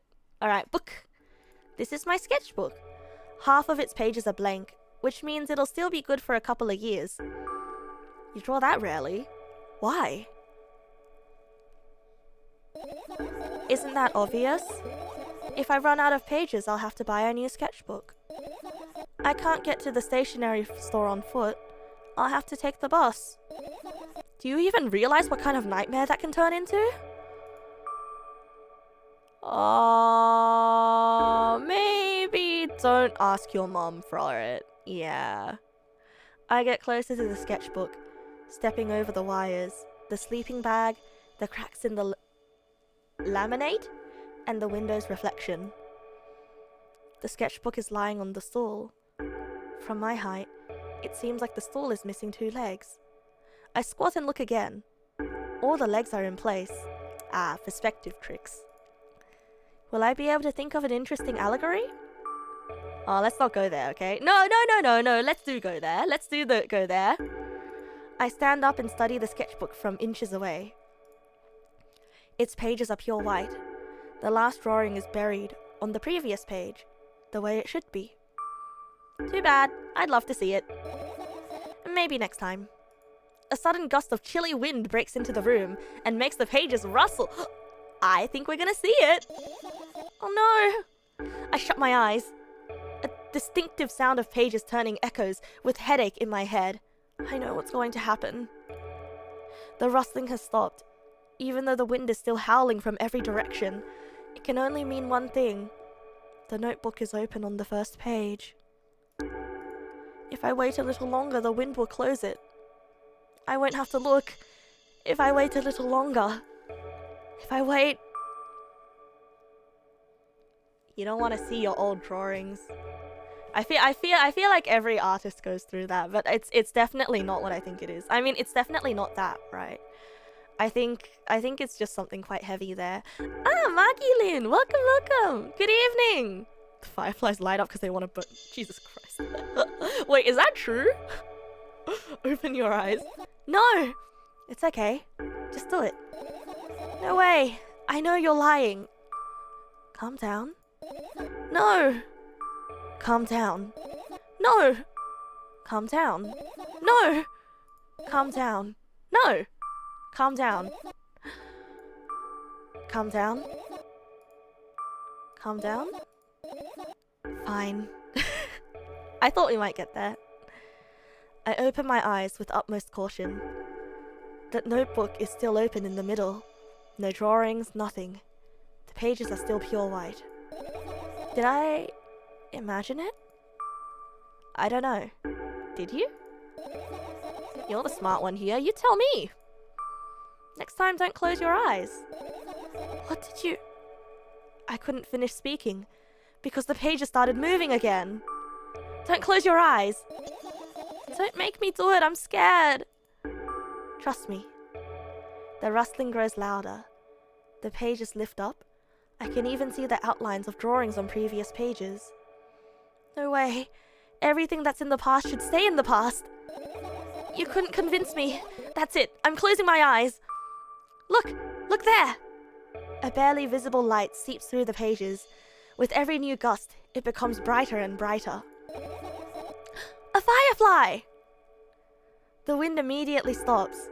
For a moment, the world sinks into perfect silence. But only for a moment. Oh, I like that. I like that. Okay, so now I'm thinking, right? Now I'm thinking we're looking for fireflies. We're looking for her thoughts. And sometimes the most important thoughts can be hiding where you least want to go, right? Yeah! Do they hide in attachments? I think so. So I guess there's no attachment in her bed, then? In her sleeping bag? Not so much bed? For a moment, the world sinks into perfect silence, but only for a moment. The buzz that has always been haunting me fills the surroundings. But it doesn't matter now. It's an allegory. Sometimes you have to look to the past to understand the present.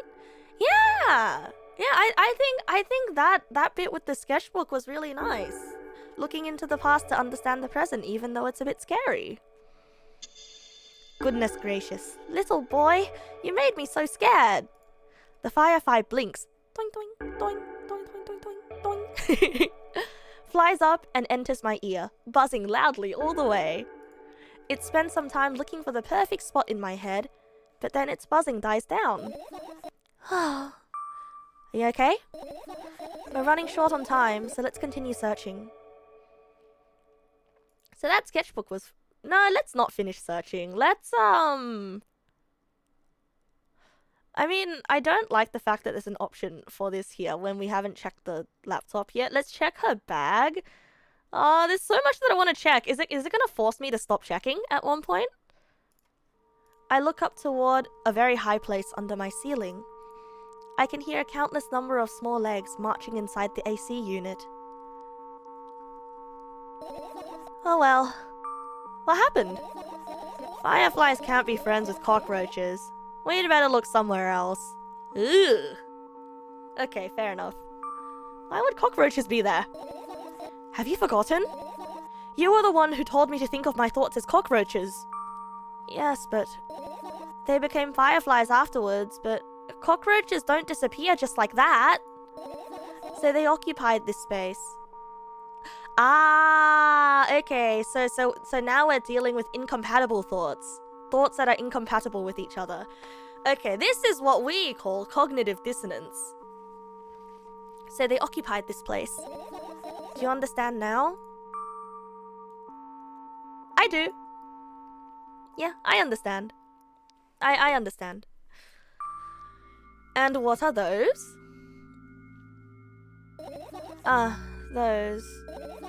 Those are the photos of my best memories. But they're blank. I stared at them so intensely that I burned them with my eyes. Now they're just covering the cracks in the walls. Cracks? Forget it. Are we continuing the search or what? Okay, we are.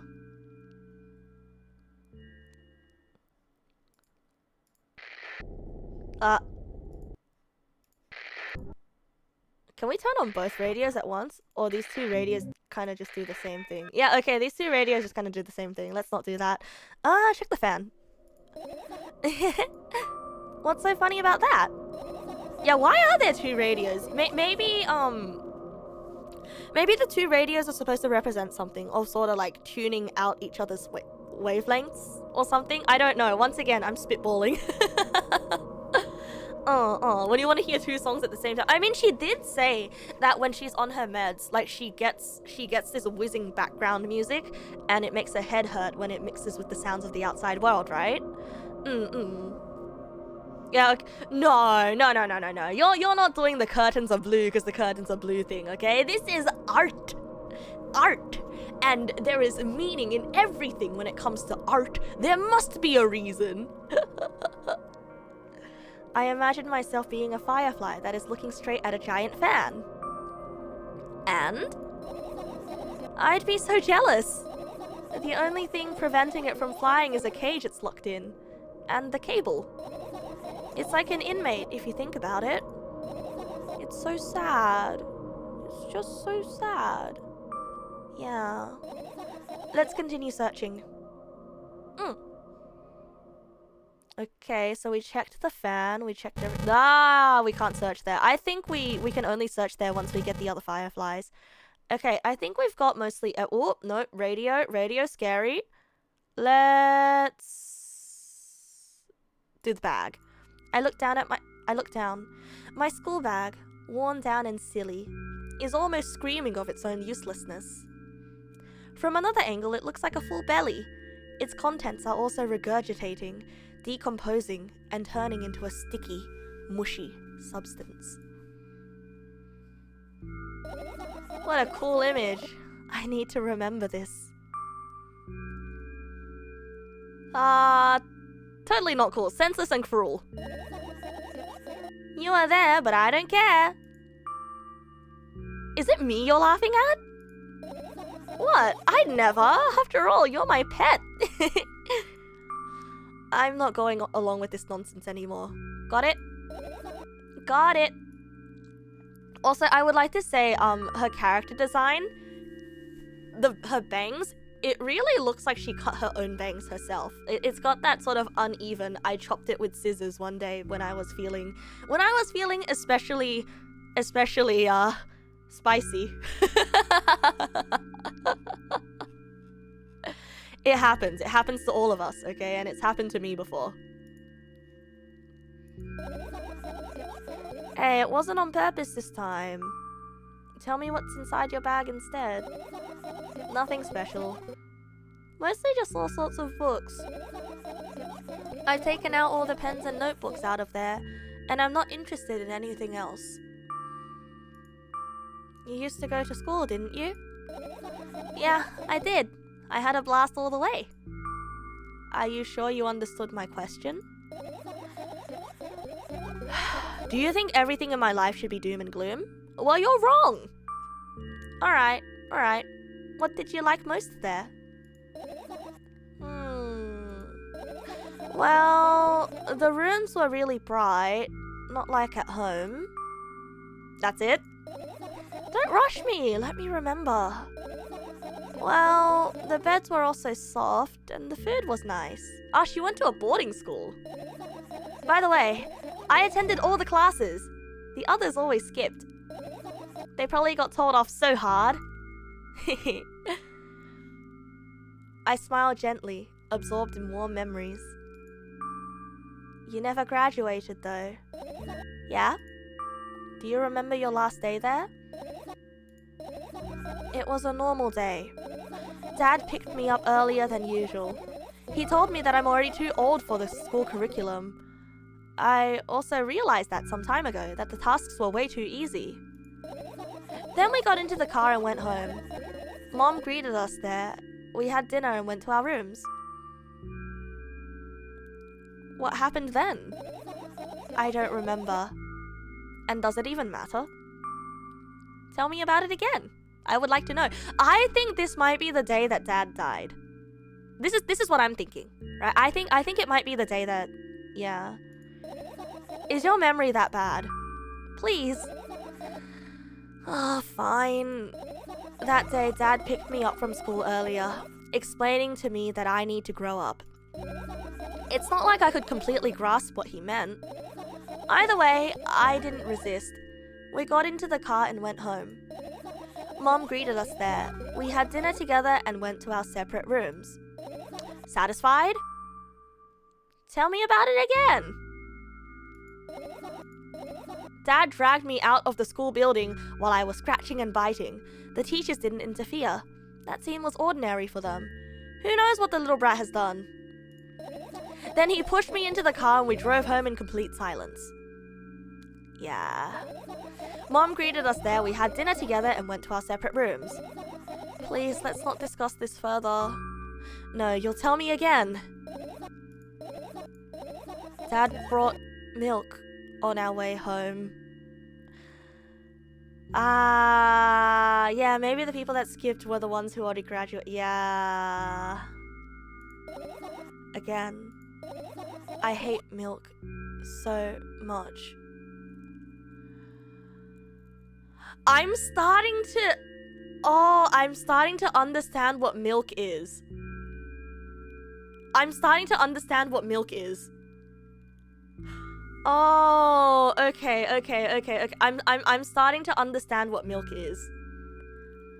I think milk is alcohol. I think milk is alcohol. I think the mom sent her out to get alcohol. Yeah. Bovine juice. Yeah, and I think we're made to believe that she's very young, but I think she's definitely more than old enough to be legal to get alcohol. That's what I'm thinking, right? It does make a lot of sense, right? She doesn't look young, but like in the first game, I was misled into thinking that she was quite young. Yeah, true, fair enough. Kanashimi, thank you for the follow. Welcome. I hate milk so much. Mom was not home. Again, I hate Mom so much. Oh wait, and now she's saying she hates milk so much, but then she corrected herself into saying that she hates Mom so much. So, in her eyes, Mom is synonymous with milk? Yeah, you don't think you want to understand this game. No, I would like to understand a little bit more. I think it's painting a picture for me. It's not exactly the most pleasant picture, but I think it's painting a picture. I hate Mom so much. Yeah, milk not good with some drugs. True, milk may not be good with some drugs as well. What happened next? Suddenly, I feel someone's eyes on my back, knowing that these moments should never ever be ignored. I turn around. But there's nothing there. What happened next? Oh, I got an achievement. You're annoying.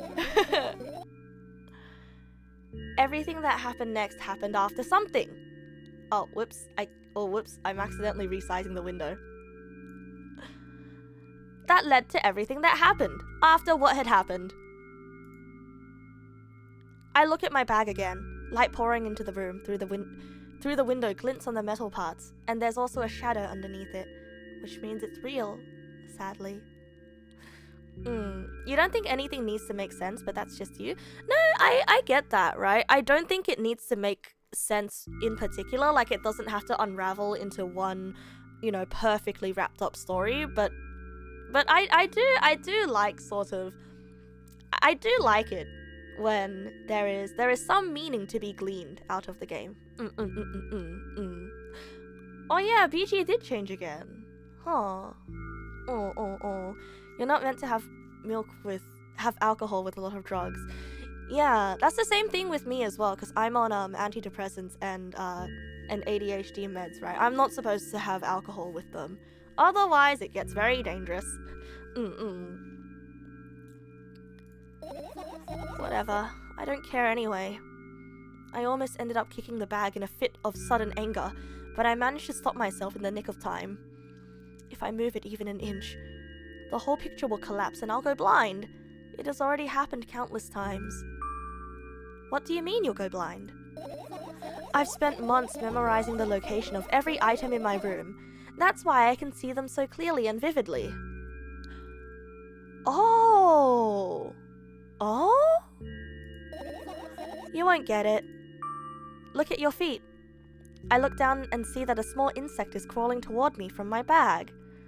It's barely glowing, and it can't even fly. I guess this firefly is really tired. I bend down to pick it up. The firefly starts glowing brightly as soon as I touch it, and then lights up. There you go, boy. Good job. After doing a victory lap around the room, it flies toward me with high speed. I shut my eyes, anticipating the firefly to enter my ear. That's exactly what happens. After it gets inside, it buzzes for a little while, and then goes silent. This one's kinda sad. I wonder why. It doesn't matter. What matters is that it's no longer alone. Aww. Stop it! Don't call them boning partners. They're thoughts, they're neurons, there's friends. It's got friends. Sure. Let's continue searching.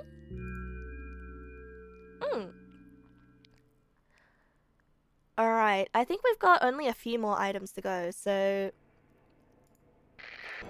Well, to those of you who said that there are 2 radios, I regret to inform you that there are in fact 3 radios in this room. Here we go. The cabinet. I doubt it. All of the compartments are locked. What if... I don't even want to think about it. What's inside? Who knows what I'll end up imagining? Okay, so that's rejected. And now finally... the laptop. I look at my laptop. I haven't touched it for years, so it's covered with a layer of dust as thick as my finger. Ooh. A bizarre item. I fear it. Why? Why do you fear it? It's a long and boring story. Wonderful. Tell me about it. I insist. We're so annoying. We're so damn annoying. I don't remember how it appeared in my room. One of my parents probably brought it here because they couldn't find a better place for it. They didn't prohibit me from using it. On the other hand, they encouraged me to do so. Sure, I spent my whole days in front of the screen. Games, drawing, engineering calculator, 3D modeling. So much fun stuff to do. You had amusing. What do you mean amusing? It's very normal hobbies. Yeah, I did. Before entering the web. Wahoo! Imagine this. You're a hamster that lives underground. You have everything for comfortable living. Did you imagine? Yeah. As always, your analogies are spot on. So true, so true. Okay, I imagined.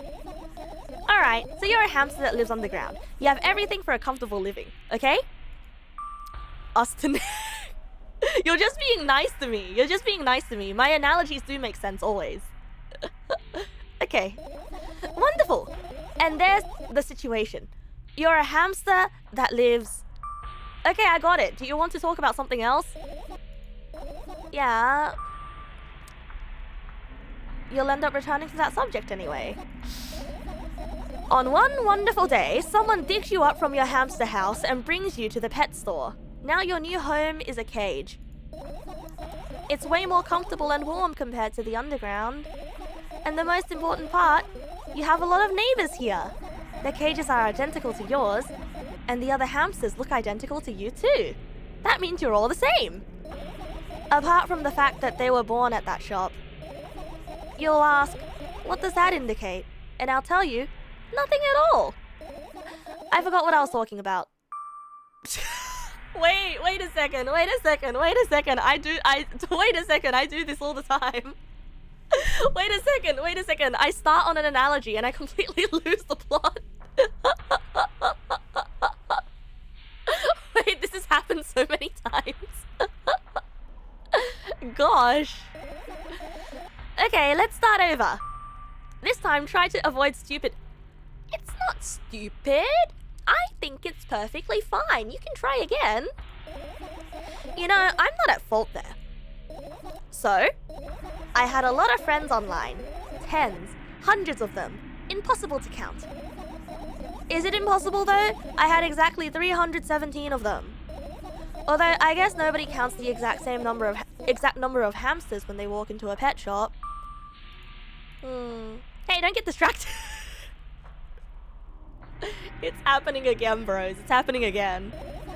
Oh, right. From my 317 friends, 68 were into gaming. Just like me. 130 of them liked drawing. Just like me. The remaining 119 were into calculators and 3D modeling equally. This does not add up. These numbers do not add up. And when I say equally, I don't mean 59.5 friends on each side. Alright? You can split numbers evenly, no problem, but math doesn't work like that when it comes to friends. A major conundrum, right? Yeah, you can't just split a person in half. Yeah, surely, no one's done that. Get to the point. I knew, of course, that no real people exist on the web. That's not true. That is definitively not true. But alright, we'll give her that. We'll give her that. That's definitively not true. I knew, of course, that no real people exist on the web. I also understood that all of my friends die the moment I turn off my laptop. Oh, this reminds me of the thing that people say. I love my pewter. All my friends live in it. I love my pewter. All of my friends live in it, bro. But I still wasn't even a bit worried. Why? Do you know what computer programs consist of? It's just a combination of numbers. Which means my friends are also numbers. Isn't that amusing? Not really. Why do you call them your friends? I mean, everyone who shares my interest is my friend, and I don't care whether they know about my existence or not. Oh. Anyways, as I was saying, every program has its own algorithm and purpose. It's mathematical formula. Beep, boop, 1, 0, 1. Also, the thing about friends and their hobbies, it's like probability, one of those math questions, like the three-way Venn diagrams where you have to find oh, okay, I get it. It's like a cage question, right? And if you solve that formula, you'll be able to predict the program's behavior at any moment. Yes, this is true. What do you mean the longer you speak, the less I follow? No, I'm following this perfectly fine. No, I'm following this perfectly fine. You don't need to follow me around, just listen. I sit on the floor and the laptop screen ends up right in front of me. The only thing reflected in it is my dim face. A web person is just a random picture and a random string of letters. Words and actions from the web person are just executable code. Good morning, Alturian. Welcome, welcome. Okay, so here's the thing, right? So I understand her MO for thinking people on the internet are all NPCs, right? But I do also want to say that, you know, people are quite predictable if you understand sort of everything that went into their life, right? Like, given a data set of like every single moment of your life from point 0 to the current point, if you compiled all of that data, I'm fairly sure that your next move will be predictable, no? Like, it will be quite easy to predict like what's going to happen at any given point in the future, so long as you know what came before it. So I kind of do understand what she's saying here, except she's abstracting it away by saying that all people on the internet are like this, right? Kind of quite hard to gather and use so much data though. Yeah, exactly. Your next move is reading this message in the chat. God fucking damn it. Yeah, I mean, like, it's the most likely move, right? Like, there's a statistical likelihood of most everything, but once again, it's impossible for us to gather all of that data to make that prediction. You get what I'm saying? You get what I'm saying? Good evening, Disaster Millennial. Welcome. You did send a wahoo. Howdy, bro. Yeah, how someone is raised has a big impact on how they behave. And if you want to take into account all of the genetic predispositions, then you'll have an even more accurate set of data. Kind of scary to think, but it's kind of, the less you think about this thing, the less existentially crisis-y it could get, you know? You're ignoring the tamashi. Like, if you ask me a question about whether free will exists or whether everything's already predestined, I will say to you that it does not matter, you know? I would say that it does not matter whether free will exists or if it's fate. You saw this game on Steam, but you had no idea what it was about. You think a Steam recommended it because you read a lot of VNs. It's a little bit of a psychological VN. I am quite enjoying it, although it feels quite heavy brain-wise. A web person is just a random picture and a random string of letters, words and actions from the web person are just executable code. Hey, let me know if you need a break. One day someone appeared. From that point on, my laptop was always on. There are no real people on the web, but he was good at pretending. At some moment, I let him trick me. Hey, look! Huh? Suddenly, a firefly slowly crawls out of the laptop's vent grill. I reach for it. It gets on top of my palm, blinking all the while. I think it's trying to say something. I can see that myself. If only I knew what. Looks like a cipher. Don't you want to crack it? I changed my mind. I have absolutely no desire to find out what it has to say. The firefly stops glowing for a moment after that. Then it starts glowing again, as if coming back to its senses. For some time it thinks about the further course of actions, then flies up and dashes into my ear. Let's continue searching. And what about your story? You must be mad at me for interrupting you. I'm sorry. If you do everything right, I'll finish my story. Maybe. Do you promise? I promise. And if you forget? Then remind me with a code word, for example. What code word? I'll think of one later. She's gonna forget. She's forgetting. And for now, let's keep searching for my firefly. I think we're done, because like this pile of garbage here, I don't think we can click there. You're not real? I mean, if you subscribe to the theory of solipsism, then I suppose I'm not real. I feel like this character is very far down the rabbit hole of solipsism. I mean, we've got radio. We've got all 3 radios. I think, therefore, I sleep. Alright, finish searching.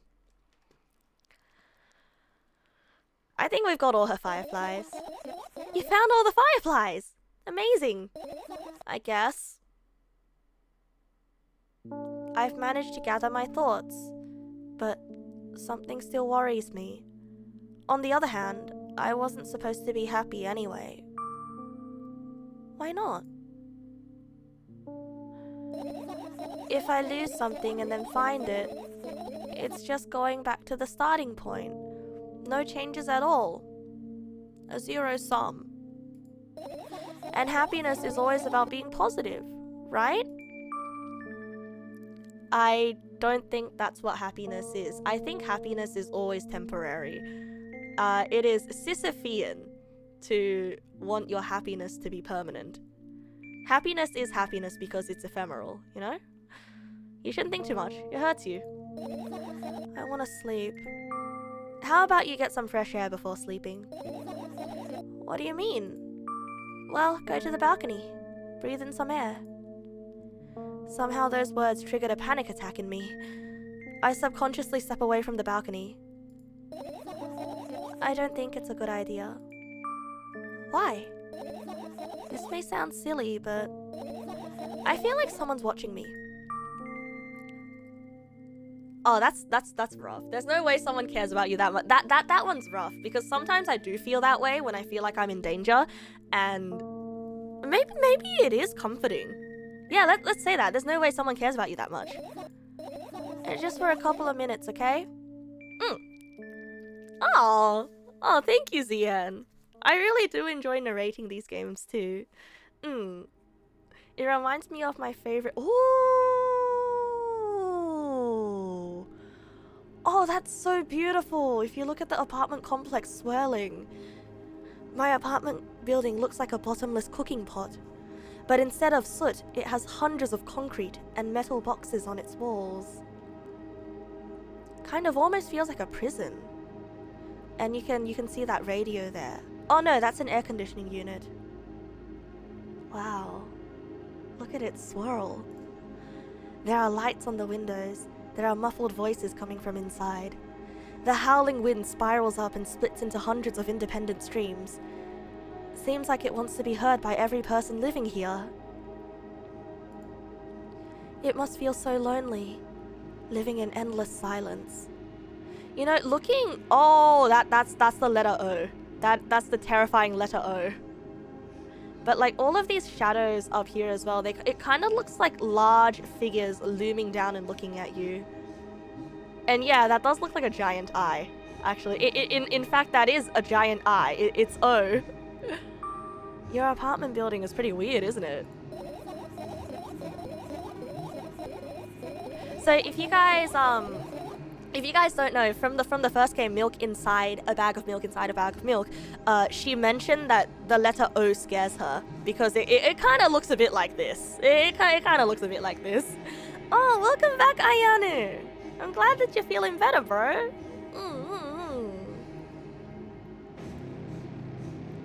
The complex was a circle cylindrical black and milk one. Yeah. So maybe she's scared of the letter O because it reminds her of home. Because home is a hostile environment for her. I could see the horizon from my window before, and the building grew for miles in both directions.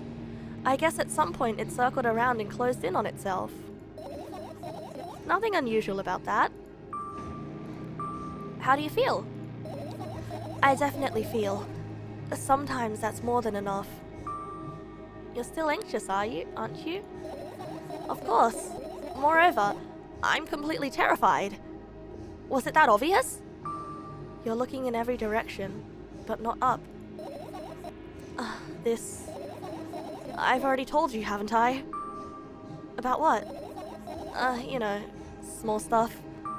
Can small stuff make you terrified? It's hard to explain. I climb up the metal railing and let my legs hang down. Oh no. I sneak short glances at the abyss from time to time. It replies with angry, cold breath. That's how we interact, like old friends. Sometimes I feel like the whole world pretends to be crazy. As if it's trying to make me believe in something that doesn't exist. That's weird, isn't it? Yes, but at the same time, it makes me feel a little bit happy. Everything around me was created for my sake, to deceive, trick, confuse me. If that's true, I guess I'm not so crazy myself after all. You believing in this is the definition of craziness. A little bit. You're probably right. But it's comforting, you know, it's a look into the mind of someone who does invent stories for themselves as a form of comfort, you know. Another gust of wind blasts against the pot's walls, smashing the glass to dust and blowing away the concrete crust. I, on the other hand, feel a gentle breeze that only ruffles my hair. I still haven't come up with a code word. Oh, she remembered! You were the one to remember your promise. You don't need a code word anymore. I don't like when this happens.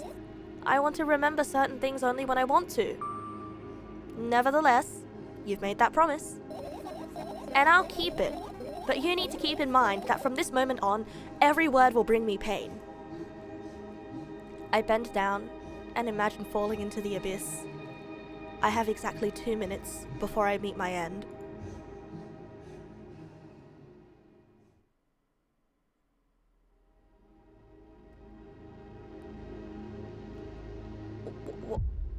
Whoa.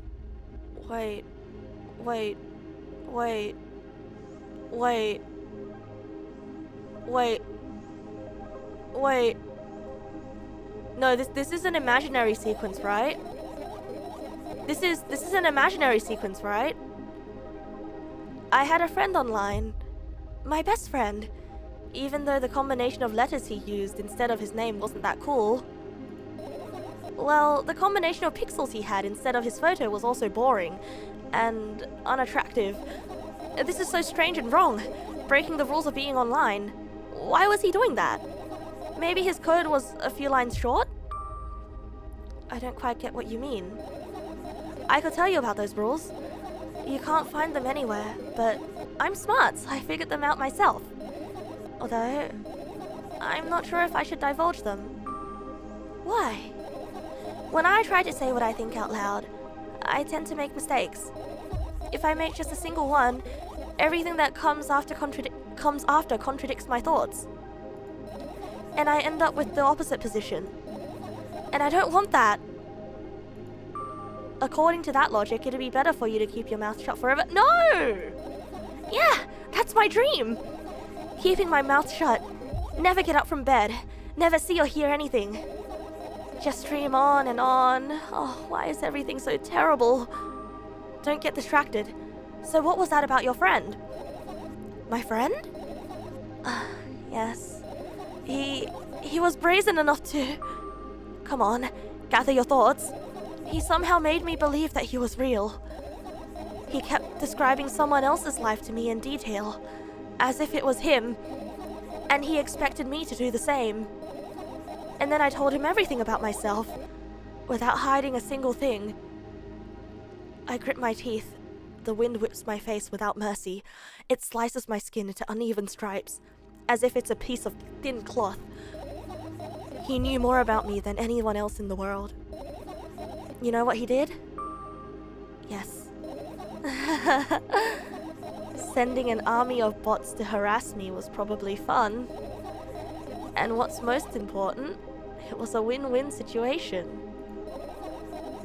They spawn here and there. Simple bits of code that are effortless to run.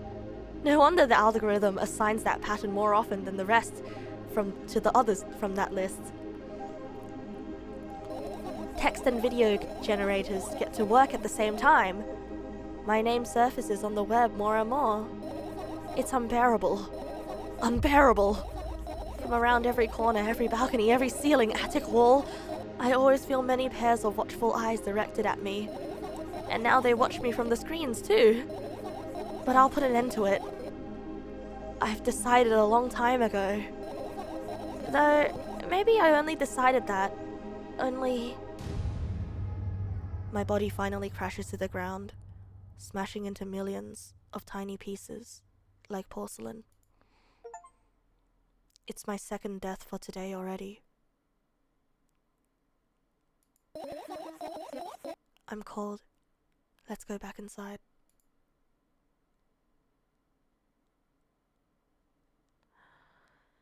Geez, that was a really powerful sequence. Jeez. You know, I will say though, it does remind me a lot of like the feeling of falling and the feeling of dying. Like in that moment, this reminds me a lot of, I guess, flashbacks you'd get with PTSD, right? Like from a traumatic event, you get backstabbed. Or not backstabbed, sorry. I read the word backstabbed. I think he reported everything that happened to her, and people tried reaching out for help. And that probably was the bad idea, because I don't think that he backstabbed her. I feel like that's way too straightforward of an answer. But that sequence where you're just falling, you feel weightless, and you're recounting events, a very, very painful event. Like I know exactly how that feels, you know. You're trying to, when you're telling the story, it feels like no big deal to you. When you're recounting that in your head, it feels like no big deal to you, because it's not real. It's online. It's not real. Like none of this actually happened. And also, I mean, it's really not a big deal, but it still hurts, you know. And that feeling of weightlessness, of feeling like you are dying, and then you crash into the ground and you die, when you are taken out of that moment of the flashback, when you stop thinking about what happened, it's wild, you know. It's very, very wild. And I think that was a pretty good visual representation. It was a pretty good narrative representation of metaphor for that as well. I'm trying very hard to find the eloquent enough words to describe what I mean by it, right? But I would say that was pretty accurate. That was very, very, very good representation. Not representation, rather, but like it was flavorsome. It was flavorsome. Let's leave it at flavorsome. I returned to my room. Thankfully, it hasn't changed one bit during the minute I was outside. Without a second thought, I go toward my laptop and yank the power cable from the outlet. That's it. That's it. That's it. What are you going to do? What's with this silly question? I'm going to sleep, of course, hoping that tomorrow will only come after a year or a decade. Imagining myself to be outside of my mortal shell, but at the same time still being me. Ridiculous, like milk outside a bag of milk. She said it! There it is! Milk outside of a bag of milk! And yet... You don't have to talk out loud for me to understand that you're worried about me. I know that already. I also know that our time is running short. You won't take another pill. Of course not. In fact, I won't take it tomorrow either. And the day after tomorrow? Never, ever. That's a goodbye then? No. I have one more small favor to ask. A really small one.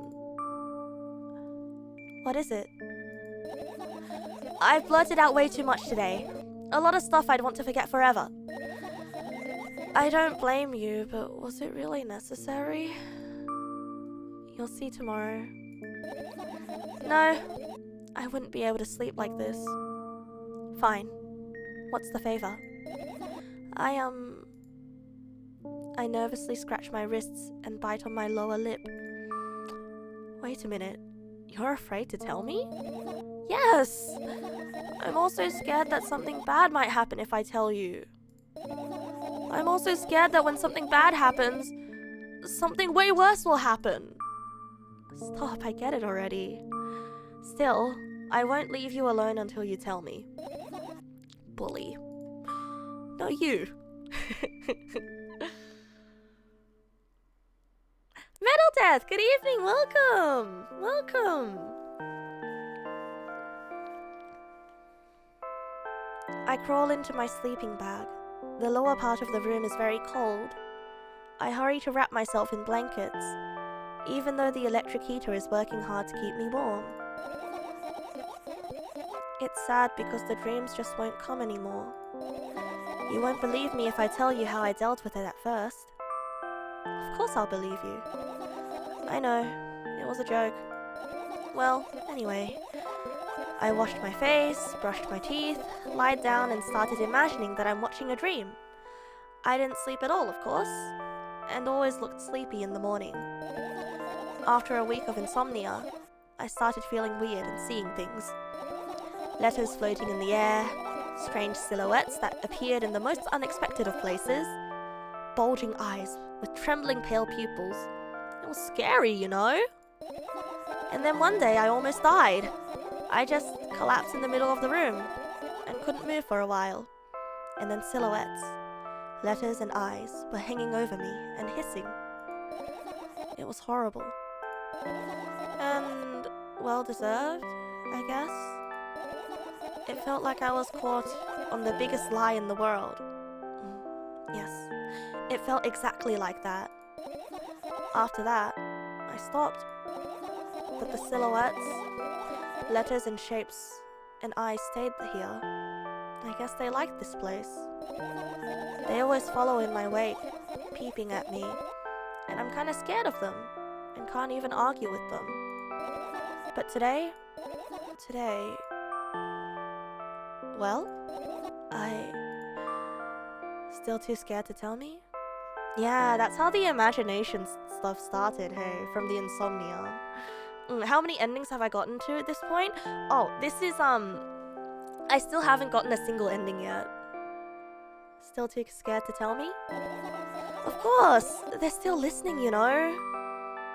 Use your hands.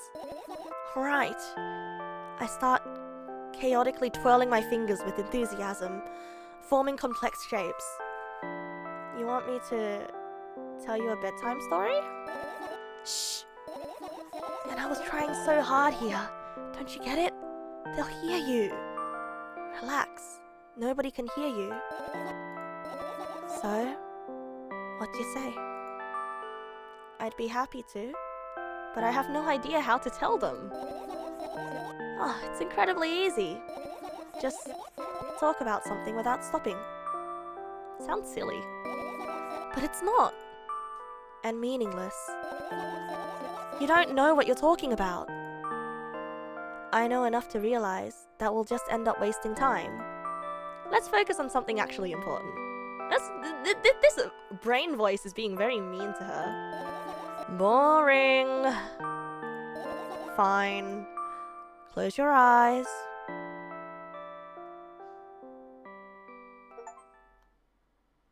You won't get it. You're not even trying. Hey! Hey! This is the style of the first game. Hey! Hey, this is like the style of the first game. Hey! Oh, that's so neat. The art style jump like that. Too interesting. Oh, thank you. I feel like I tell the same stories all the time though. No. I will have you know, I actually started playing the game 1 hour into stream. Okay, I will have you know, I stopped my tangents 1 hour into stream, and we've been playing this game for 2 hours already.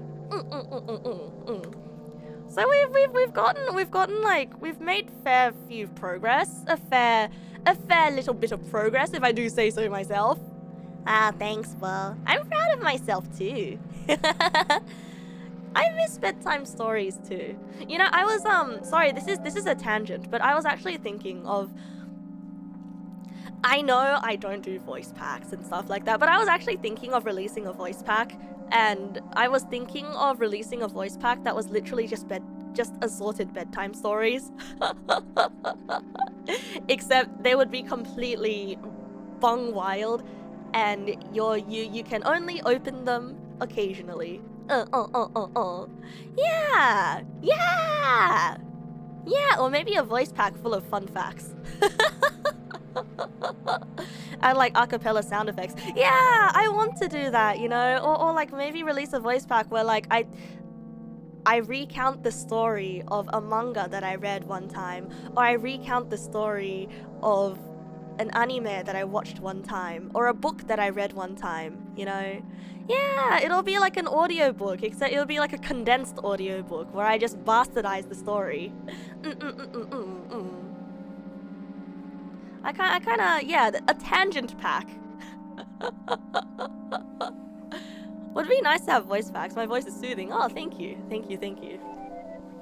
I will try my best. I shall do my best not to say anything disparaging towards my own voice. But thank you, bro. How many tangents can you put in those? More than a circle. More than you think. I wake up on a wooden bench. In front of me lies a narrow, dim-lit alley. An awfully familiar road. Where could I have seen it? Finally. I hear a voice coming from the side. I turn around and I see a boy with a weird expression on his face. Oh, for the first time it's another human that's not a monster. Oh, tanned gents.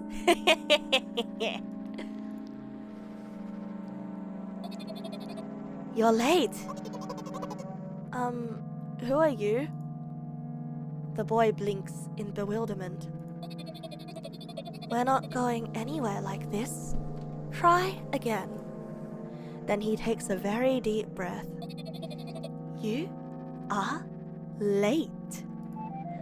I stare at him, confused. He stares back, also confused. Sorry? The boy nods, satisfied. See? Much better. Do you have a name? My name's Tresca. I give the brat an evaluating look. He's so young, yet already coming at me with questions like that. None of your business. And besides, will anyone tell me what I'm doing here? Hey, that's rude. Not like there's somebody else here besides me. Haven't they told you anything? I know all there is to know, for one. About what? You're obligated to escort me to the store. Tresca says that and strikes a victory pose. No way I'm doing that. Do you understand that refusal is futile? Well, aren't you full of yourself? I'm serious. I'm not the one who decided that. Or do you think I'm delighted with your company? He's weird, constantly shifting between happiness, sadness, loudness, silence. He's a wacko, and his name is stupid. Are we going or what? You can go, and I need to think. I'd be happy to, but I don't know the way. Tresca puts on a cunning smile. I bite my lower lip in frustration. Translator's note, Tresca means cod. Like the fish? Wait, Tresca, in what language? I'll be honest with you. I don't like you. He simply bursts out laughing in reply. I do like you, though. Then he grabs my hand without hesitation. I don't even have time to retort. Lead the way, says Fish Boy. They're the same height. Okay, so what I'm thinking is our main character, our main Milky girl, right? Ooh, Milky girl.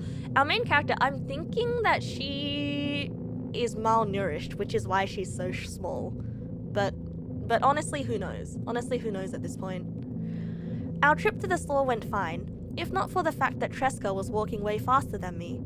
So you know how usually she like makes up these imaginary friends? Maybe Tresca was one of the imaginary friends that she made up? Yeah, now he looks completely different. And on the other hand, at times he stopped abruptly and went backwards, studying the ground underneath his feet. In the end, the trip took a lot longer than it should. After reaching the store's doors, we are greeted by a sign.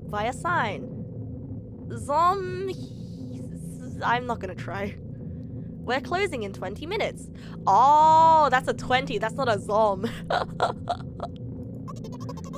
Who had the bright idea to indicate their working hours in this way? This symbolizes multiple personality disorder? No, it doesn't feel like she's a system, because usually DID is represented differently. This feels... Because DID isn't usually like imaginary friends and whatnot. DID usually is like another consciousness or another person coming to the fronting, right? Tresca's the NPC that's too fast for your walking speed but too slow for your running speed. Wait, I love that. I love that. I hate that.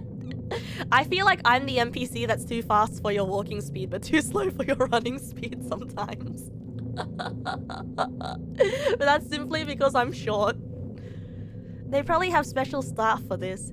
Someone who runs to change the sign every 5 minutes. It's convenient. Are you joking? Yeah. You're so annoying. It's so much better than being boring. How old are you, by the way? None of your business. And what's your name? None of your business. I was ready to slap the living hell out of the brat. But a scary-looking man suddenly appeared behind the glass. He's holding a cardboard sign that says we're closing in 15 minutes. Let's go. What are you waiting for? Huh? Oh yeah. After another round of going across the long row of canned products, we realize that we're lost. I can't believe you don't know where they sell milk. Maybe we should ask somebody for directions? Sure. Hey, wait up. Tresca lets go of my hand and walks confidently toward one of the store's customers. That person is standing with their back to us, studying something on the shelf. Hello, can I can't hear neither the second part of his question nor the reply he gets. But my good-for-nothing friend freezes in place, looking the customer straight in the eye. I hurry toward them. Is he yours? The customer talks to me. He speaks with disgust while wearing a scornful expression. Oh, If he's yours, then please get him away from me. Yes, I'm sorry. I grab Tresca's hand and lead him away. He's still looking at the customer, his mouth ajar and eyes popped. He's also shaking. What the? Only when we turn around the corner, Tresca calms down. What was that? I got so scared. He said, "What? No, not again!" Suddenly, Tresca starts screaming like crazy. I cover his mouth with my hand. His face is burning. He's crying. Can you act normal? You don't understand. Of course I don't. I don't understand anything. Annoying other people is still wrong, though. This is something you don't understand, it seems. You're mean. Who, me? Yeah, this is the part where it goes, oh, what? Oh, what? Oh, what? Tresca pushes me away and runs off. Drat. At the edge of my vision, I see the store's staff hang a new sign on the door. There you are! I meet Tresca at the cash register. Before that, I managed to visit the milk department before finding out where it was. See, milk department, like there's not... It feels like an alcohol department, you know? You know, like there's no department just for milk. It's the dairy section for milk. I feel like it's an alcohol department because usually shopping centers or like, I guess Coles that we have over here, there's a separate section, separate department for alcohol. I meet Tresca at the cash register. Before that, I managed to visit the milk department before finding out where it was. After finding out where it was. Hey, you, move! I hear an angry voice come out of the other side of a long queue that has formed after Tresca. I squeeze through toward him. What happened? The boy doesn't respond, just looks at his feet and sniffs. The cashier towers over him. There's a bag of milk lying between them. Is he yours? Yes. Just leave him home next time. People in the queue nod in agreement. Pay for the goods, please. Yes, of course. And the waiting fee. What? You heard me. I did, but that's unheard of. Tresca starts giggling all of a sudden. And for the whoa! And for the fact that your son is a retard too. But you heard me. You know what? In a fit of rage, I throw a banknote to the cashier, of much higher value than needed, even counting all the stupid fees, then grab a bag of milk and turn around on my heels. Jeez, that... I didn't like that. I really didn't like that. So you wonder if this really happened, but it's warped by childhood trauma, and the first game was the first time the story was retold? Maybe? Maybe? Is boy not a boy? Should it be Tresca rather than Tresca? I'm unsure. Tresca? Tresca? Or... Oh, so it's not Tresca, it's Tresca. Okay.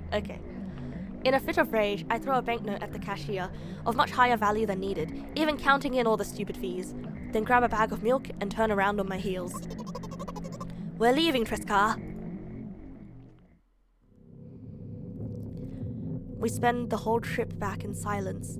At some point, we end up turning right, toward a gas station. There, Tresca finally breaks his silence. Do you like ice cream? Oh, this is the icy pole conversation that happened last game. No. Okay. I look at the boy's face. A light flickers in his eyes for a brief moment and then goes out. You know, he turns away from the path and walks straight towards the highway with determination. I stare at his back, confused.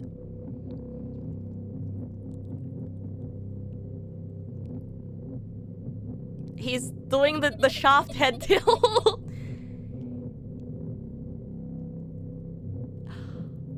What? It seems like you're not helping me at all. A new playful light flickers in Tresca's eyes.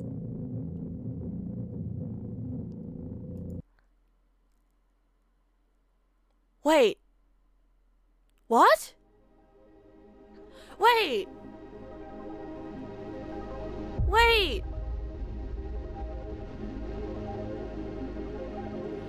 What?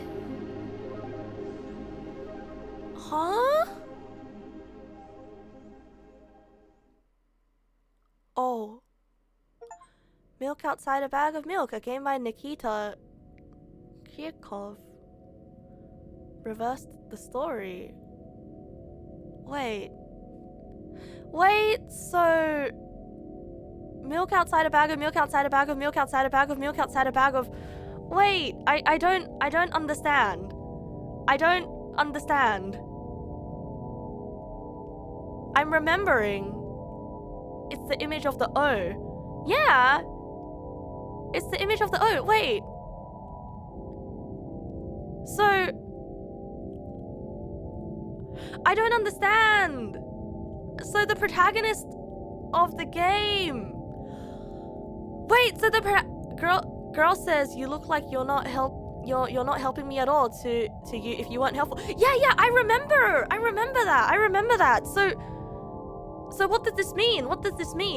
So the girl in the game was actually Trescar? Yeah.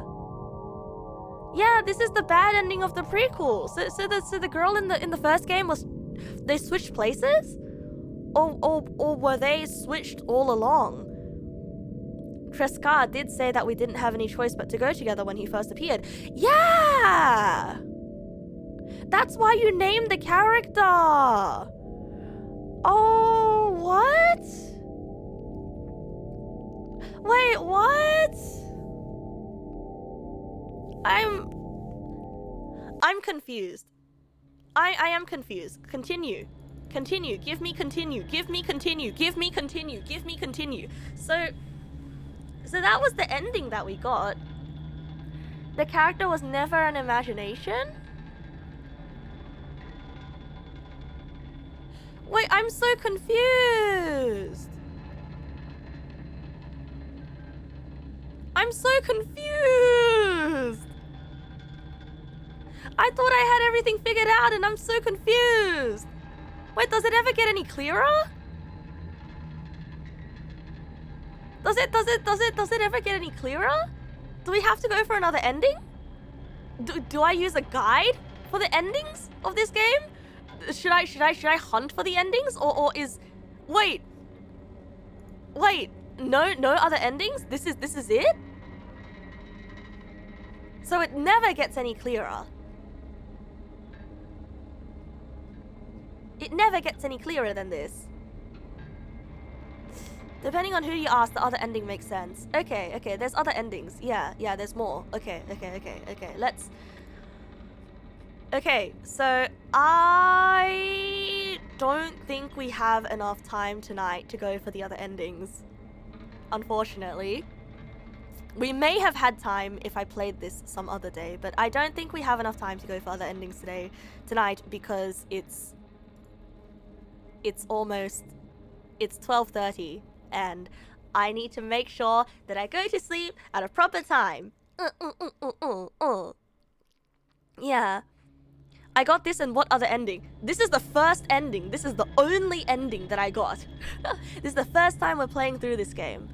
So usually when it comes to games, I will play it like, you know, back to back, right? I'll play it 2 days consecutively so we can get to the end of it. But this game it's a little bit too heavy for me, and I might sleep on it for the night and think about it. Tomorrow there will be a stream. I have no idea what we're going to be doing on stream tomorrow. Maybe we'll do a little bit of singing.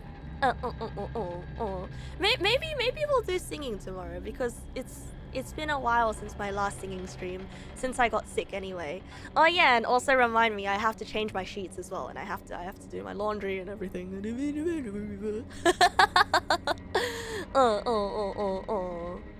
Yeah. Yeah, I guess that was the first ending of Milk in a Bag of Milk, Milk Outside a Bag of Milk Outside a Bag of Milk. I have thoughts. I don't know if all of my thoughts make sense in particular about this, but I'm sorry, I don't have any thoughts. I'm simply confused. The game doesn't need to make sense. You know what? Maybe the game doesn't need to make sense, but for some reason, right? For some reason, I feel like this game is semi-autobiographical. Like, I just get that feeling, you know? The ways in which the protagonist talks, it's not something that someone who hasn't experienced that mind space will know how to write. You know what I mean? Remember that ending story is a bedtime story, presumably. Perhaps this is a bedtime story and we're just narrating the thing that happened in the previous game, right? I don't know, because a lot of the time, like, maybe it's because I'm very good at BSing myself into understanding things, but a lot of the time when the protagonist talks, I can sort of empathize, you know, I can sort of understand what she's talking about. Even if the game tries to make it sound like she makes no sense, I think she makes perfect sense. It's just very, very roundabout. So I guess we'll have to see. We will have to see. Yeah. I think let's return to this game maybe in a couple of days. In a handful of days. Sorry, in a handful of days, and we'll think about it. The other endings will make me even more confused. I don't want to think anymore. My brain hurts and my throat is dry.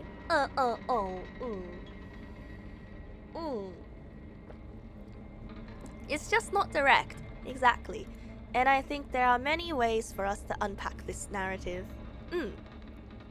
But I think for now, bros, it is time for me to become a Neg nasu inside a bed.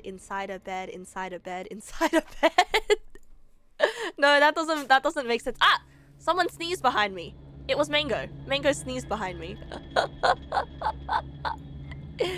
It's time for me to go to bed, bros, because I'm tired and it's time for me to sleep. That was like, yeah, you guys heard them. You heard the sneeze, didn't you?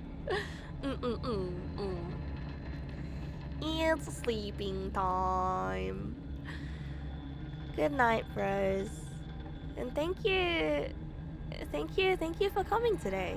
Even though tonight's game was a little bit heavy, and even though I half understand, half don't understand this game. And also, thank you so much for understanding that part of me that is very embarrassing. You know, I'm still feeling self-conscious. Like, I feel like there are some people who used to be regular Neg pals who heard everything earlier and they're like, ugh, you know, everything else about Neg nasu, I can accept the rambling, I can accept the tangents, I can even accept the clown promises, but I can't accept the filth. And they've left me forever, which is like fair enough, right? Fair enough, right? I need to be honest with myself and with you, okay? You missed that part. No. I remember distinctively that you were there for that part. Oh, no, wait, you did miss that part. Oh, yeah, actually, you did miss that part. Don't worry about it. This is a game you wouldn't play late at night. Yeah, unfortunately for me, it's 12:30. It's 12:30. And I gotta sleep, bros. Well, tomorrow, remember, bros, tomorrow, every day is a new attempt at making the day better than the previous day. And so tomorrow, I'm gonna be making another attempt. So for those of you who weren't here for the first hour, I brushed my teeth today, I went out for a walk today, and I went to the store and I got a yakisoba pan and it was delicious. And I also did a bunch of other small life admin stuff. I responded to all my DMs today as well. Hopefully I can get a streak going. I feel like I should get a streak going on days that I managed to do my stuff, you know. And I didn't change my bedsheet for whatever. Yeah. That's like neither here nor there. I'm doing. Why does that feel sarcastic somehow? I feel like it's just missing the default Twitch smiley. Anyway, bros, tomorrow we will be doing karaoke. We do singing tomorrow, and I'll see you guys there. I'll see you guys there, bro. For 4 months, no! Not this again! No. Look, you're gonna make the people who haven't changed their sheets for more than 4 months feel bad, okay? You're gonna make those people feel bad, all right? Look, we're all doing the. You know what? I'm gonna get the raid started. I'm getting the raid started. All right. Well, let's raid. Actually no. Let's. Oh, Joru's doing a collab. So yeah, let's raid Joru. Let's raid Joru. I'm getting the raid started. I'll see you guys tomorrow. I'll see you guys tomorrow. Goodbye.